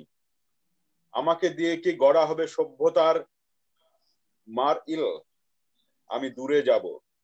আরব সাগরে কি যাব খাঞ্চা হিজায়, মিশরের জয়তুনের বনে খুব কি ধরেছে বেদগুটা।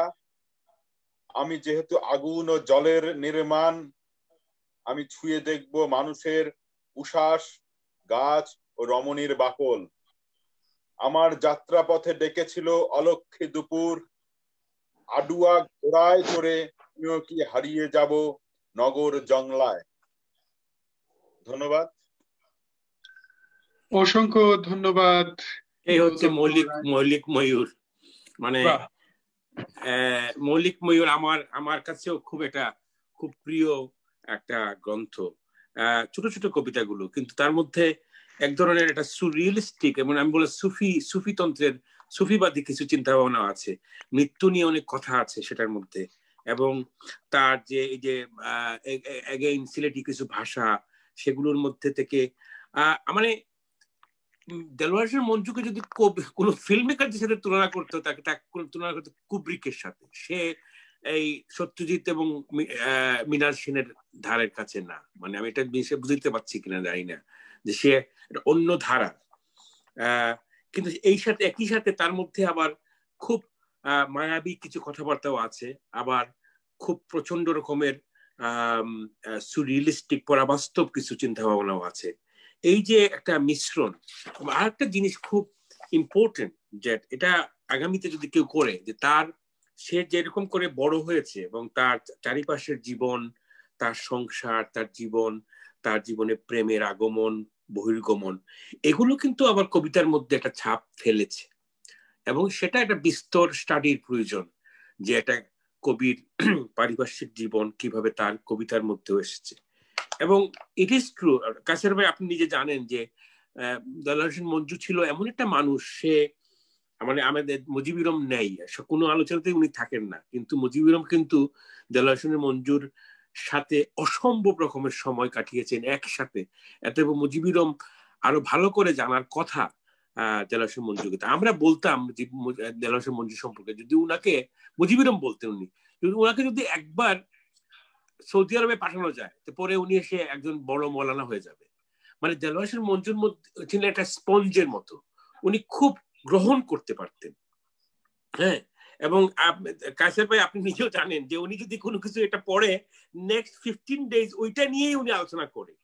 এই যে তার ব্রেনের মধ্যে এই যে একটা খেলা, সে তো চঞ্চল ছিল, কিন্তু তার মধ্যে আবার অর্গানাইজেশন ছিল। আমি নিজে দেখেছি তার সমস্ত কবিতাগুলো উনি মানে সাদা একটা কাগজ, ওটা আবার পলিথিনের পকেটের মধ্যে ঢোকানো, মানে শত শত পলিথিনের, এত যত্ন করে লিখতেন, হাতের লেখা ছিল গোটা গোটা। এবং আরেকটা জিনিস ছিল তার মধ্যে আগ্রহ, মানুষের প্রতি তার একটা প্রচন্ড রকমের আগ্রহ ছিল। আমার সাথে পরিচয় করিয়ে দিয়েছেন একজন ওই যে পয়সা দিয়ে লোক কিল করে, কি বলে, মেশিনারিজ। বকুল ভাই আপনাকে একজনের সাথে পরিচয় করে দিতেছি, ওনার দোকানে তো বহুজন লোকজন আসতো। তো একটা লোক, সে মেশিনারি, মানে অনেক, সে পয়সা দিয়ে অনেক লোককে খুন করেছে। হ্যাঁ, ওই আফ্রিকার একজন লোক। আবার আরেকজন লোক যিনি ঘোড়ায় করে গিয়ে যে মানে উনি বিভিন্ন ক্যারেক্টার গুলোকে উনি ফলো করতেন। সো ইন আদার ওয়ার্ড, আমি যেটা বলবো যে মানে আপাতমস্তক একজন শিল্পী যাকে বলে দেলোয়ার হোসেন মঞ্জু ছিলেন, সেটাই। যাক, আপনারা আর কেউ কথা বলতে চাইলে বলেন। আপনারা থ্যাংক ইউ। আমরা একটু ছিল মনে হয় সমস্ত কবিতা আপনার মৃত্যু খুব প্রাসঙ্গিক ভাবে উঠে আসছে, একদম বারবার এটা এসছে। এবং উনি বিশ্বাসও করতেন যে, উনি মাঝে মাঝে, এটা আমি জানি না, এখন মনে হচ্ছে যে এটা সিরিয়াসলি বলতেন, কিন্তু কৌতুক করে বলতেন যে কবি সুইডেনে একটা জায়গা আছে, ওখানে আত্মহত্যা করাটা বৈধ, আত্মহত্যা করা যায় চাইলে। আমি ওই জায়গার খবর টবর নিয়েছি। এবং সুইডেন না, সুইজারল্যান্ডে। হ্যাঁ, উনি ডাক্তারকেও নাকি বলেছেন যে দেখুন, আপনার যদি মনে হয়, আমি একদম যে কদিন আছি কোয়ালিটি লাইফটা চাই, আমি যদি 1 সপ্তাহ থাকি তাহলে কোয়ালিটি লাইফ, যখনই মনে হবে আমার যন্ত্রণা শুরু হবে, আমি জীবন উপভোগ করবো না, আমাকে বলবেন আমি সুইজারল্যান্ডে চলে যাব। আচ্ছা, আমি can I take an opportunity to say a little bit? আমি মনে হয় গল্পটা করেছি আর কয়েকবার, শেষ হয়ে গেছে। হ্যালো, হ্যাঁ বলুন বলুন। আপনি বেরিয়ে গেছেন। আচ্ছা, আপনি বেরিয়ে গেছেন দেখলাম। আমরা মুস্তাক আহমদের কাছে আসছি। তো যদি একদম শেষের দিকে, আমরা অনুষ্ঠানের প্রায় শেষ দিকে চলে যাচ্ছি, একদম শেষের দিকে কি বলতে চাইবেন? দিন। হ্যাঁ হ্যাঁ হ্যাঁ, দিনের শোনা যাচ্ছে না? আচ্ছা শোনা যাচ্ছে। খুব শোনা যাচ্ছে। দেলোয়ার হোসেন মঞ্জু সম্পর্কে খুব খুব সুন্দর কথা বললেন আসলে এর পরে এই গৌতম গুহ রায়। হ্যাঁ, খুবই চমৎকার বলেছেন, যেটা যে আসলে ওই যে আঘাতের যে বিষয়টা আর কি, কাব্য আপনার কাব্য জগতের এটা খুব মারাত্মক একটা ব্যাপার। এরপরে সেটা মকবুল ভাই যেটা বললেন সেটাও খুব চমৎকার একটা বিষয়, যে গ্রহণ করার যে ক্ষমতা। তার সঙ্গে আমার যখন প্রথম দেখা হয় এই বইপত্রে কায়সার সঙ্গে, এর পরে গিয়ে হয়তো সে বিষয়ে কথাবার্তা হয়, আমি তখন লক্ষ্য করলাম যে দেলোয়ার হোসেন মঞ্জুর আরেকটা বিশেষ প্রবণতা ছিল, নতুন কবিকে বা নতুন চিন্তা করছেন তাদেরকে একটা আবিষ্কার করার একটা প্রবণতা, এটা খুব মারাত্মক আকারের।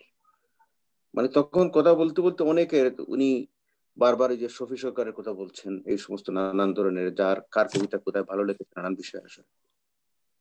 আমি তখন তাকে এই মনীন্দ্র গুপ্তের সেই পরমা থেকে প্রকাশিত সেই তার যে কবিতা সংগ্রহটা আমার ছিল, সেটা আমি কাউকে দেখাইনি, সেটা অনেক আগে কেনা।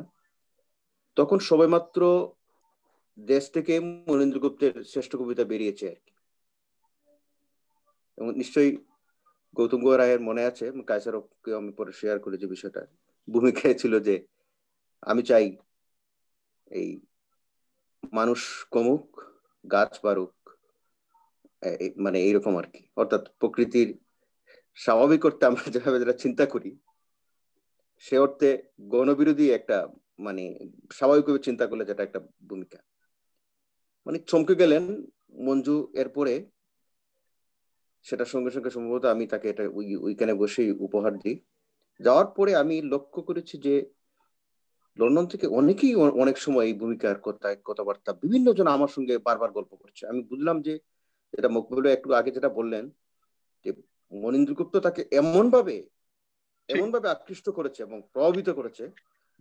মনীন্দ্র গুপ্তর কবিতাকে, এই যেটা সুজিত সরকার খুব অদ্ভুত, সত্যিকার অর্থে একটা অদ্ভুত ধরনের কবিতা লিখতেন, দেলোয়ার হোসেন মঞ্জুকে চমৎকার আকৃষ্ট করেছিল। এই আবিষ্কারটা তাকে আসলে এত বিচিত্র রকম চিন্তা ভাবনার দিকে নিয়ে গেছে, এই গ্রহণ করার ক্ষমতাটা। আমরা লক্ষ্য করলে দেখবো যে দেলোয়ার হোসেন মঞ্জু এই তার একটা বই থেকে আরেকটা বইয়ে এরকম, সাধারণত আমি দেখেছি তার যখন প্রথম এই একটা কবিতা গ্রন্থ যখন বের হচ্ছে এবং পড়ছি, আমি অনেক সময় অপেক্ষা করতাম এর পরে কি হতে পারে। অর্থাৎ যে শব্দগুলো আমরা সাধারণত 100 বার চিন্তা করি যেটা হয়তো ব্যবহার করা যায় কিনা, ব্যবহার করবো কিনা, সেটা অবলীলায় দেলোয়ার হোসেন মঞ্জু সেটা তার কবিতা ব্যবহার করেছে। কাসার শুরুর দিকে একবার বলেছেন যে অলংকার, প্রচুর অলংকার ব্যবহার করতেন। আমরা সেই 90-এর সে মাঝামাঝি পর্যায়ে এসে খুব খুব সচেতন ভাবে অলংকার বর্জনের চেষ্টা করেছে, কিভাবে অলংকার মানে বর্জন করা যায়, অব্যয় কিভাবে ব্যবহার করা যায়, ভাষা নিয়ে যত ধরনের চিন্তা ভাবনা করা যায়। দেলোয়ার হোসেন মঞ্জু সচেতন ভাবে এটা অনবরত ব্যবহার করে গেছেন, এবং এই ব্যবহারের মধ্য দিয়ে এক ধরনের, আমি যেটা বলেছি যে একটা শান্ত সন্ত্রাস করে গেছেন তিনি, যেটা, এবং সেটা অনেক জায়গায় উতরে গেছে বলেই কিন্তু আমরা সেটা গ্রহণ করতে পেরেছি। অনেক জায়গায় উতরে গেছে তার এই বিষয়গুলো। গাছে গাছে হরিণের পাতা, আমার সামনে তার কোনো কাব্যগ্রন্থ নেই এই মুহূর্তে, কিন্তু আমার মনে পড়ছে গাছে গাছে হরিণের পাতা। এটা আসলে দেলোয়ার হোসেন মঞ্জুর পক্ষে করা সম্ভব। আর একটু আগে যেটা আমাদের এই বিভাস রায় চৌধুরী যে কবিতাটি পাঠ করে গেলেন, এটা আসলে দীর্ঘ, এবং তার বলা এই উপস্থাপনার ভঙ্গিতে অনেক সময় এই জীবনানন্দ দাশের এই দু একটা কবিতার কথা মনে পড়ে, কিন্তু বিষয় সম্পূর্ণ ভিন্ন, সম্পূর্ণ একটা ভিন্ন বিষয়। এবং এই যে একটা স্বপ্ন জগতে ফিরে যাওয়া, যেটা একটু আগে মকবুল চৌধুরী বলেছেন যে আরেকজন চলচ্চিত্রকারের কথা, আমার অনেক সময় তারকাবস্কির বিভিন্ন দৃশ্যের কথা মনে পড়ে তার অনেক অনেক কবিতা। জি জি, অনেক অনেক দৃশ্য আমার আমার মনে পড়ে। তার কবিতা আসলেই টার্কোভস্কিয়ান একটা অসাধারণ। আমার টার্কোভস্কি নিজে খুব গুরুত্ব দিতেন না তার ইভান্স চাইল্ডহুডের কথা, নিজে অবশ্য গুরুত্ব দিতেন না, কিন্তু আমি সেই জায়গা এই ইভান্স চাইল্ডহুডেরও কিছু কিছু জায়গা আছে আত্মজীবনী, এই অনেক বিষয় আছে যেগুলো দেলোয়ার হোসেন মঞ্জুর কবিতায় মানে আছে। যাই হোক, এটা আসলে বললে দীর্ঘক্ষণ বলতে হয়, বিচ্ছিন্ন বিচ্ছিন্ন ভাবে এটা বলা যায় না অনেক কিছুই। আমরা হয়তো পরে কখনো আরো হয়তো বিস্তারিত বলতে পারবো। ধন্যবাদ। আচ্ছা, আমি একটা ছোট্ট একটা জিনিস বলি। দেলোয়ার হোসেন মঞ্জু কিন্তু প্রচুর লোককে কবিতা লিখে দিয়েছেন, এবং তার যে বইয়ের যে মলাটের মধ্যে যে লেখাগুলো, যদিও এটা অন্য একজনের নামে, কিন্তু উনি নিজেই লিখতেন এগুলা। উনি কখনো অন্যের উপরে কখনোই ভরসা করে বসে থাকতেন না যে তুমি আমার মলাটে, উনি নিজেই লিখে দিতেন। তো একটা জায়গায় উনি লিখছে ওই যে ইয়েতে, খুব ইন্টারেস্টিং, এটা আমি আগে পড়ি নাই, মৌলিক ময়ূরের মলাটের মধ্যে লেখা, কবির অন্য নাম কালেশ্বর। দেলোয়ার হোসেন মঞ্জুকে কালেশ্বর রূপে ধারণ করতে হলে তার কাব্যস্থিত তরবে ওঠা তরুণ ক্রন্দন অনুধাবন করা জরুরি। তার মতে কবিতা হচ্ছে অদৃশ্য পিরাকির বিষয়। দেখেন, আমরা কিন্তু এটা নিয়ে আলাপ করেছি, পিরাকির ব্যাপারটা। এবং ধ্যানের সর্বোচ্চ ধ্রুপদ, যে ক্লাসিক্যাল, যে আমি যেটা বললাম যে highest level of classical thought, হ্যাঁ, ধ্যানের সর্বোচ্চ ধ্রুপদ, যে গভীর ভাষা ও গহন আঙ্গিকে ভিত্তিত। এই নিরিখ অনুসরণ করলে পূর্ব প্রকাশিত গ্রন্থগুলোতেও যদি পিরাকি প্রমাণ হয়েছে বিপুলভাবে, সম্ভবত মৌলিক ময়ূরে নতুন করে গ্রন্থিত হয়েছে অগ্রন্থিত আয়ুর বর্ণনা। এই দেখেন। আচ্ছা, এর পরেরটা খুব ইম্পর্টেন্ট। কবি মূলত সর্বরাষ্ট্রিক, সর্বভাষিক এবং ত্রিকালোন্বেষী। এই কথাটা উনি বারবার আমাদের গল্পের মধ্যেও বলতেন যে ইউ হ্যাভ টু বি সর্বরাষ্ট্রিক এবং ত্রিকালোন্বেষী। কাব্যকাল চিহ্নিতকরণের জন্য দেলোয়ার হোসেন মঞ্জুকে 90 দশকের কবি বলা হলেও তার সৃজন শক্তিকে আবদ্ধ করা যাবে না কোনো দশকের ডুবায়। যিনি সর্বগ্রাসী, মেঘের ঊর্ধ্বতন, যিনি দীর্ঘ হাঁটেন, তিনি কোনো মাস, বছর বা কালের কবি নন, অখণ্ড সময়ের কবি। তিনিই সংযোগ ঘটাতে পারেন কবিতার সাথে গ্রহিত আত্মহত্যার কিংবা কবিতার সাথে ঈশ্বরের প্রতিদ্বন্দ্বিতার। I think this bravery in terms of challenging the God, it only come from a very highest spiritual artist, and he was এটা কিন্তু নিজের লেখা, এটা কিন্তু সভ্য মানে এটা উনি নিজেই লিখেছেন, এটা নিজের সম্পর্কে নিজের, এবং it is so true. Anyway, so please continue. Thank you. আমরা প্রায় শেষের দিকে যাচ্ছি। আমরা জানতে চাই একটু দিলেনা স্যার, আপনার কাছে একদম শেষে এসে কি বলবেন? আমি সবাই তো চমৎকার করে বলেছেন, এবং আমরা আশা করি আমরা যে শুধু যে দেলোয়ার হোসেন মঞ্জু নিয়ে আমরা আজ আলোচনা করেছি, তার একটা কবিতার লাইন আছে, সবাই শুধু দেলোয়ার হোসেন মঞ্জু নামে ডাকিয়াছ, তাই কবু ঈশ্বর হতে শিখিনি। দেলোয়ার হোসেন মঞ্জু এই নাম ছাড়াও আরো 8-10টি নামে লিখতেন। গেওর্গি আব্বাস ছিলেন বিখ্যাত, মঞ্জু মিস্ট্রাল ছিলেন, ভ্লাদিমির জৈনুদ্দিন, এরকম অসংখ্য নামে লিখেছিলেন। মঞ্জু তাকে কেউ চিনলে চিনুক, না চিনলে না, এই ধার ধারতেন না মঞ্জু। কিন্তু তার এই যে গেওর্গি আব্বাস নামে যে লেখাগুলো লিখতেন, এই লেখাগুলো কিন্তু অনেক শক্তিশালী লেখা, অনেক অনেক কথা তিনি এই লেখার মাধ্যমে বলেছেন। তো আমি এটা শুধু বলবো যে আমরা আসলে প্রথমে যে কথা দিয়ে আমি শুরু করেছিলাম, যে আমরা যারা মঞ্জুকে চিনি, আমরা যারা মঞ্জুর বন্ধু, মঞ্জুর স্বজন, যাদের হাতে মঞ্জু তার কাব্য রেখে গিয়েছেন, আমরা যেন তার কাব্য আরো সযত্নে লালন করি এবং মানুষের মধ্যে পৌঁছে দেই। শুধু বাঙালি নয়, বাংলা ভাষাভাষী ছাড়াও বিশ্ব মানচিত্রে যেন, বিশ্ব কাব্য জগতে যেন মঞ্জুর কবিতা ঠাঁই পায়, এই প্রচেষ্টার জন্য আমরা চালিয়ে যাই। এবং সবাইকে অনেক অনেক ধন্যবাদ এবং সবার জন্য শুভকামনা। শেষে 4 লাইনের মৃত্যু নিয়ে, ওর মঞ্জুর মৃত্যু নিয়ে 4 লাইনের একটা কবিতা পড়তে চাই। বাহ বাহ বাহ, প্লিজ। মৃত্যু ছড়িয়ে আছে সমস্ত কবিতা জুড়ে। প্রতিদিন মৃত্যু হলে নিদ্রার কাফন ফুরে উঠে আসি মিন, ভরা পূর্ণিমার রাতে দূরের আকাশে ওড়ে বর্ষার জমিন। ওহে কাশফুল, তুমিও দেখিও একদিন করাতের কাল, জলচন্দ্রের খোলায় অগোচরে খুন হয় রোদের বেড়াল। কুসুমের মৃত্যু হলে মানুষেরা আর কতদিন বাঁচে, আকরের বিভিন্ন গ্রহে আমার প্রাণের টুকরো পড়ে আছে। বাহ বাহ বাহ বাহ। আমরা প্রায় শেষের দিকে চলে এসেছি। মিতুল, আপনার একদম শেষে আপনি কি বলতে চাইবেন? রবীন্দ্রনাথের ভাষাতেই বলি, এ মোর হৃদয়ের বিজন আকাশে, তোমারও মহাশন আলোতে ঢাকাশে, গভীর কি আশায় নিবিড় পুলকে, তাহার পানে চাই দুবাহু বাড়াই, জীবন মরণের সীমানা ছাড়াই, বন্ধু হে আমার রয়েছ দাঁড়ায়। যদিও ভীষণ ক্ষণজন্মা একজন কবি, কিন্তু তার যাত্রা কিন্তু তার মৃত্যুতে শেষ হয়ে যায়নি। কারণ একজন মানুষ বাঁচে তার কর্মে, জীবন শেষ হয় ভালোবাসা সীমাহীন। কবি দেলোয়ার হোসেন মঞ্জুর জন্ম এবং জীবনকে তার সৃষ্টি, তার কর্ম, তার কবিতার মধ্য দিয়ে আমরা প্রতিদিন উদযাপন করছি এবং করব। সবাইকে ধন্যবাদ। শামীম শাহান, আপনার কাছে একদম শেষে চলে আসছি। আপনার বর্ণনায় কিভাবে শেষ করবেন দেলোয়ার হোসেন মঞ্জু? আসলে মঞ্জুকে নিয়ে কথা বলা শেষ হবে না। আমরা কিছুটা বিরতি দিতে চাই, কিছু সময়ের জন্য, কিছু দিনের জন্য।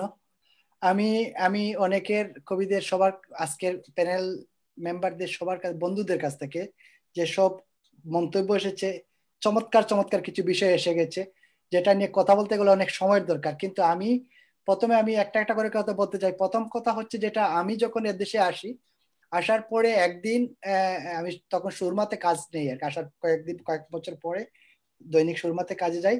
তখন একদিন আমাকে আমার এক কলিগ আহমেদ ময়জুনি বললেন যে বার্মিংহাম থেকে একজন কবি আসবেন, দেখলে হয়তো চিনতে পারে। আমি বললাম ঠিক আছে। উনি আসলেন সন্ধ্যার দিকে। সেদিন মকবুল ভাই ছিলেন কিনা আমার মনে হচ্ছে কিনা, সুরমাতে এসেছিলেন 2005 এর কথা আমি বলছি, প্রায় 15 বছর আগের কথা।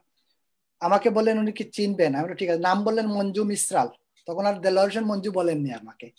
যাই হোক, উনি আসার পরে দেখার পরে তো এই যে গলাগলি হয়ে গেল আমাদের, মানে সাংঘাতিক রকমের। তারপর ওদিন আমাকে বললেন যে বার্মিংহাম নগর বার্মিংহামে আসেন। গেলাম যথারীতি একদিন, আহমদ ময়েজ আমি সহ গেলাম। যাওয়ার পরে উনি ওনার গাড়ি করে পুরো শহরটা আমাকে ঘুরিয়ে দেখালেন, বললেন এটা নগর বার্মিংহাম। ওনার বাসায় রাতের খাবার হলো, ওনার সহধর্মিনী প্রচন্ড রকমের আদর করলেন। আমি তার প্রতি কৃতজ্ঞতা জানাচ্ছি আজকে, আর তাদের পরিবারের সবার প্রতি আমি কৃতজ্ঞতা জানাচ্ছি। এরকম একজন মানুষের জন্ম ওনাদের এই পরিবারে হয়েছে। এবং উনি সত্যি কথা যেটা, উনি একটা লাইন লিখেছিলেন তার একটা কবিতা, এমন ইস্পাতের গোলাপে গ্রন্থের সর্বশেষ শব্দটা ছিল এরকম, দেলোয়ার হোসেন মঞ্জু বলেছিলেন আমিশ্বর। আমি আসলে ও দেলোয়ার হোসেন মঞ্জুকে সেরকম আমি দেখতে চাই, সে জায়গায় আমি দেখেছি। আর আজকে যে বিষয়গুলা, কিছু বিষয় এসেছে, এবং বিশেষ করে আমি মকবুল চৌধুরীর কাছে বলতে চাই। মকবুল চৌধুরী খুব কাছের মানুষ ছিলেন, এবং তিনিও বার্মিংহাম, উনিও বার্মিংহাম থাকতেন। ওনাদের অনেক কথা হয়েছে এখানে। আজকে আমাদের অনেক বন্ধু আসার কথা ছিল, বন্ধুদের আসার কথা ছিল। বিশেষ করে আমি যার কথা আমি বলতে চাই, মুজিবিরম, ওনার ব্যক্তিগত কিছু কারণে আসতে পারেননি। পরে হচ্ছে হিমেল বরকত মারা যাওয়াতে শামীম রেজাও আসতে পারেনি, ওনার কলিগ। উনি আমাকে অ্যাপোলজি জানিয়েছেন। জফিসে তো আসতে পারেনি একই কারণে। আর মকবুল ভাইকে আমি যে কথাটা বলছিলেন তাকে নিয়ে কাজ করার জন্য গ্রন্থি সত্যি কথা যেটা, গত বছর তার প্রথম মৃত্যুবার্ষিকী ছিল। আমরা চেষ্টা করেছি এই লন্ডনের ছোট একটা পরিসরে একটা প্রোগ্রাম করতে, বড় একটা প্রোগ্রাম করার চেষ্টা ছিল। তারপরে সবাই এসেছেন, আমরা অনেক ধন্য, সবাইকে কৃতজ্ঞ ছিলাম। আর গ্রন্থি যতদিন থাকবে, আমি বলবো দেলোয়ার হোসেন মঞ্জুদের মতো কবিদের নিয়েই আমরা আলোচনা করতে চাই, জীবিত হোক আর মৃত হন, তাদের কবিতা কার্যক্রম নিয়ে আমরা আলোচনা করতে চাই। আর প্রকাশনার ব্যাপারে বেশ কিছু কথা আমার কাছে ছিল এবং অনেকেই বললেন, যেমন মোস্তাকউদ্দিন বললেন প্রকাশনার ব্যাপারে। আমি আসলে সত্যি কথা যেটা, তাদের পরিবারের কারোর সাথে আমার খুব বেশি যোগাযোগ নাই। আর যেহেতু প্রকাশনার বিষয়টা উনি নেই, সেহেতু আমি যারা আমাদের এখানে যারা শুনছেন এবং তাদের পরিবারের সবার প্রতি অনুরোধ জানাবো, তার অপ্রকাশিত লেখাগুলো প্রকাশ করা হোক। আমি এটা অনেকটা দাবির মতোই বলছি। আর যদি আমাদেরকে বলেন যে আমরা সে দায়িত্ব নিয়ে কাজ করতে, আমরা গ্রন্থি সেটা সদা প্রস্তুত, আমরা কাজ করব। আর যেহেতু ওনাদের পরিবারের সাথে আমার খুব বেশি যোগাযোগ নেই, সেজন্য আমি যারা শুনছেন এবং মকুল ভাইয়ের প্রতি আমি একটা অনুরোধ জানাবো, যদি পারেন আপনারা যোগাযোগ করে এটা ব্যবস্থা করে নেবেন। তাছাড়া গৌতম গুহ যেটা বললেন শব্দ চয়নের কথা, সত্যি কথা অনেকে শব্দের ব্যায়াম করেন, মঞ্জু কখনো শব্দের ব্যায়াম শামীম ভাই একটা কথা প্লিজ। শামীম সাহেব একটা কথা আমি বলি, এটা আমি ছোট করে বলতেছি, একটু রিড বিটুইন দ্য লাইন। কবির কোনো পরিবার নেই, এটা মনে রাখবেন। আর দেলোয়ার হোসেন মঞ্জুরও কোনো কবি, মানে আমি এটা ভাবুক ভাবে বলতেছি যে কবির কোনো পরিবার নেই। তারপরে আমার দায়িত্ব থেকে আমি যে কথাটি বলতে চাচ্ছি সেটা যদি থেকে থাকেন সেটা হয়তো শুনবেন, জানবেন। আমি জাস্ট আপনার কথাটা আমি শুনলাম, আমার জানা ছিল না। যাই হোক, আমি এই বিষয়ে যেতে চাচ্ছিও না।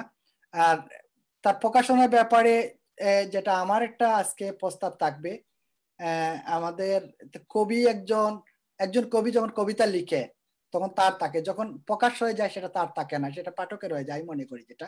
আর তার এই জগৎটা, কাব্য জগৎটা জায়গাটাকে আমরা লালন করতে চাই এবং দীর্ঘদিন বাঁচিয়ে রাখতে চাই, এবং তিনি বেঁচে থাকবেন আমার মনে হয়।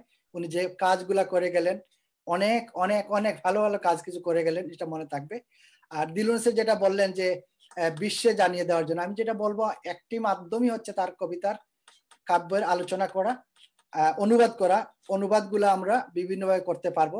আর আমি আজকে যারা দর্শক যারা দেখলেন শুনলেন, আমি সকলের প্রতি কৃতজ্ঞতা জানাচ্ছি, আজকের আমাদের অতিথিদের প্রতি কৃতজ্ঞতা জানাচ্ছি। ধন্যবাদ টি এম আহমেদ কায়সার, উনি ওনার দায়িত্ব থেকেই কাজ করেন।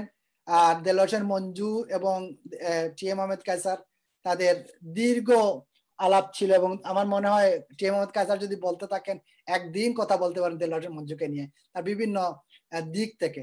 আমি শুধু এটুকু বলতে চাই, আজকের এই অনুষ্ঠানে যারা আসলেন, যারা দেখলেন, যারা শুনলেন, সাথে ছিলেন, সকলের প্রতি কৃতজ্ঞতা জানাচ্ছি। আর আমি আমার বক্তব্য আসলে দীর্ঘায়িত করে যাচ্ছেন, অনেক দীর্ঘ হয়ে গেছে অনেক। এরপরে ফারুক আহমদ রনি, সরি, উনি আমাকে অ্যাপোলজি দিয়েছেন, উনি কাজে ছিলেন, একটা ছোট্ট একটা অ্যাক্সিডেন্ট হওয়ার জন্য উনি আর আসতে পারলেন না, উনি অ্যাপোলজি দিয়েছেন। সকলের প্রতি কৃতজ্ঞতা জানাচ্ছি আমি। ধন্যবাদ সবাইকে। ধন্যবাদ শামীম সাহান। আমরা একদম শেষের দিকে চলে গেছি। একটা ছোট ওই যে তার একটা খুব সেক্সুয়ালিটি নিয়ে যে একটা অদ্ভুত রকমের উপন্যাস উনি লিখলেন, আমাকে প্রায়শই, আমি বাংলাদেশ থেকে ফিরে একটা নারীর বর্ণনা করেছি, একটা নারী বর্ণনা কেবল উনি শুনলেন, আমাকে হঠাৎ করে বললেন কবি আপনি আরো বলুন, আরো বললেন। আমাকে দেখি পরের দিনও ফোন করে যে আপনি মানে তার মাঝে এই একটা শিশুর মতো কবিত্বের জায়গা ছিল, আরো বলুন। তো নারীর নামটা উনি জানেন, আমরা পরস্পর জানি, কিন্তু উনি তার উপন্যাসে দেখে হঠাৎ করে আমাকে পাঠ করে, এক সপ্তাহ গেছে, বললেন যে কবি আমি তো এটা প্রায় একটা উপন্যাসের রূপ দিয়েছি, এটা কি হচ্ছে আমি জানি না, আপনাকে আমি পাঠ করে শোনাচ্ছি, আপনি বলবেন। আর এটা প্রকাশ করতে চাই, আপনাকে উৎসর্গ করতে চাই, এবং আমাকে যদি কেউ মারধর করে এটার জন্য, যাতে আমি বলবো যে আমাকে যিনি আইডিয়াটা দিয়ে শুনেছি, যার কাছে আইডিয়া শুনে এটা হয়েছে, তাকেও মারধর করবো।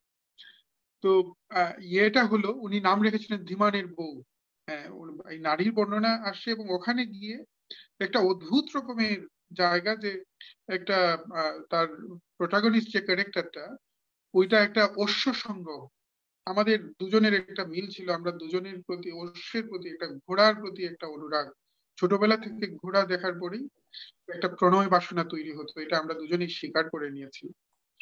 তো এরপরে দেখা গেল যে ঘোড়া একটা অশ্ব সঙ্গমের পরে একটা ওই মানুষ প্রোটাগনিস্ট ক্যারেক্টার একটা অশ্ব সঙ্গম করে একটা মাঠে, একা একটা মাঠে, এবং অশ্ব সঙ্গমের পরেই সে একা হাউমাউ করে কাঁদতে থাকে, এবং এই হাউমাউ করে কান্নার যে বিবরণ উনি দিয়েছেন পুরো 1 পাতা 1.5 পাতা জুড়ে, তার কবিত্ব তার, এবং আমার মনে আছে আমি শিউরে উঠেছি, স্তম্ভিত বললে মুশকিল, এটা শিউরে উঠেছে এই বর্ণনা শুনে। এবং আমি তখনই বললাম যে কবি এটা আপনার এটা বের হওয়া উচিত, কারণ আমি এই মাপের এই রকমের বর্ণনা, এবং যৌনতার ওখানে খুব প্রকাশ্য বর্ণনা দিয়েছেন, এবং ওই বর্ণনাগুলোকে এক ধরনের মানবিকীকরণ এবং শূন্যতাগুলোকে, যেগুলো আমরা এক্সিস্টেন্সিয়ালিস্ট দার্শনিকরা দেখেছি উপন্যাস লিখতে গিয়ে করেছেন, আমরা আমাদের কামুর কথা বলি, বা এখন ফ্রেঞ্চ খুব বিখ্যাত ফিলোসফার যে পর্নোগ্রাফি নিয়ে কাজ করছেন, জর্জ বাতেই, তার নাম শুনতে পারেন, এখনো লিখে যাচ্ছেন, তার আইডিয়ার পক্ষে কোনো উপন্যাস নাই বলে নিজেই উপন্যাস লিখেছে। তার একটা ইয়ে আছে, the eye, the story of the eye, the story of an eye. হ্যাঁ, বিখ্যাত উপন্যাস। খুব, তো ওই জায়গা থেকে একটা, এত আমি জানি না এই উপন্যাসটা প্রকাশিত হয়েছে কিনা। আমার মানে আমি এটা মানে এটা জানতে চাই, যার কারো কাছে তথ্য থাকলে শেয়ার করবেন। আমরা আজকে যারাই ছিলেন, এত সুন্দর সুন্দর কথা বললেন আমাদের বন্ধু দিলওয়ার হোসেন মঞ্জু সম্পর্কে প্রত্যেককে কৃতজ্ঞতা জানাচ্ছি। এই কথাগুলো আমাদেরকেও দিলওয়ার হোসেন মঞ্জু সম্পর্কে জানতে আগ্রহী করে তুলছে, এবং সত্যি গ্রন্থি এই কাজটা এটলিস্ট করে যাবে যে তার প্রকাশনাকে আরো, মানে যে যে কবিতা, অত্যন্ত শক্তিশালী কিছু কবিতা, আমি একদম মানে বিস্মিত হয়ে গেছে তখন। অত গুরুত্ব দিয়ে পাঠ করিনি, কারণ দিলওয়ার হোসেন মঞ্জুর মাঝে একটা আবার একটা একটা যোগ করার, একটা কৌতুক করার ব্যাপার আছে, এবং এটা আমি পছন্দ করতাম না। মাঝে মাঝে ওনার সঙ্গে তর্ক হতো, আমি বলতাম যে কবি এই হাস্যাস্পদ ব্যাপারগুলো, কিন্তু এই জায়গা মানে কত সিরিয়াস ছিলেন এই জায়গাটা, এটা দেখলে এখন যতটা মানে তাকে পাঠ করে মাঝে মাঝে বিস্মিত হয়ে যায়। তো সুতরাং আমরা আজকের অনুষ্ঠান এখানেই শেষ করছি, প্রত্যেকের কাছে কৃতজ্ঞতা জানিয়ে। দুটো লাইন মোস্তাক আহমেদ বলেছিলেন একটা শান্ত সন্ত্রাসের কথা, তার দুটো লাইন, একটা বৃক্ষপতি বলে 8 লাইনের একটা কবিতা আছে, এবং এটা হলো আপনার বিদ্যুতের বাগান সমগ্র বলে একটা ইয়ে বেরিয়েছে, প্রত্যেকের কাছে নিশ্চয়ই আছে। বৃক্ষপতি, মানুষ অথবা পক্ষীরাজ, তাই তছনছ করি জলবায়ু। এবং এটা খুব মজার যে পরিমিতি বোধটা প্রথম দিকে ছিল না, শেষের দিকে দেখেছি একদম শব্দের ব্যাপারে ভীষণ রকমের পরিমিতি। প্রথম দিকে কিন্তু ওখানে প্রথম দিকের কবিতায় দেখবেন যে হঠাৎ করে আমি একটা ঢুকিয়ে দিয়েছেন, হয়তো ওখানে আমির দরকারই নেই, তছনছ করি দিয়েই কিন্তু আমিটা বোঝা যাচ্ছে। তো প্রথম দিকে এইসব অপরিমিতি বোধটা আছে, এবং এজন্যই হয়তো তার প্রথম দিকের কবিতা পড়লে অনেক যারা খুব সিরিয়াস মানে কবিতা লাভার, তাদের কাছে মানে অতটা ইয়ে মনে হবে না, তার ইউনিকনেসটা ধরা পড়বে না। কিন্তু শেষের দিকে দেখেছি ওই পরিমিতি বোধটা জেগে উঠেছে। মানুষ অথবা পক্ষীরাজ, তাই তছনছ করি জলবায়ু। সিনাই পাহাড়ে ফর্সা বাতাস উড়িয়েছি, নাভি ও ঘাম, নাভি ও ঘাম, নর ও নারী। বলে দাও তুমি, মুসার নয়নে কি জ্বলছিল তবে। বলে দাও তুমি, মুসার নয়নে কি জ্বলছিল তবে। ঈশ্বর না আগুন, ঈশ্বর না আগুন। সবাইকে ধন্যবাদ জানাচ্ছি যারা দেখলেন, তাদের প্রতি ভালোবাসা। আপনারা অবশ্যই দিলওয়ার হোসেন মঞ্জুর কবিতা পাওয়া যায় নিশ্চয়ই বাংলাদেশ, ভারতে। এই পাঠগুলো করতে হবে, এই পাঠগুলো আরো ছড়িয়ে দিতে হবে, নতুন নতুন পাঠ পরিকল্পনা করে, নতুন নতুন পঠনের মধ্য দিয়ে দিলওয়ার হোসেন মঞ্জুকে আবার নতুন করে আবিষ্কার, নানাভাবে আবিষ্কারের এই চেষ্টা অব্যাহত থাকুক। যারা যুক্ত হলেন তাদের সবাইকে ভালোবাসা, শ্রদ্ধা জানাচ্ছি। আজকে এখানে শেষ করছি আজকের এই দিলওয়ার হোসেন মঞ্জুর 2য় প্রয়াণ বার্ষিকী।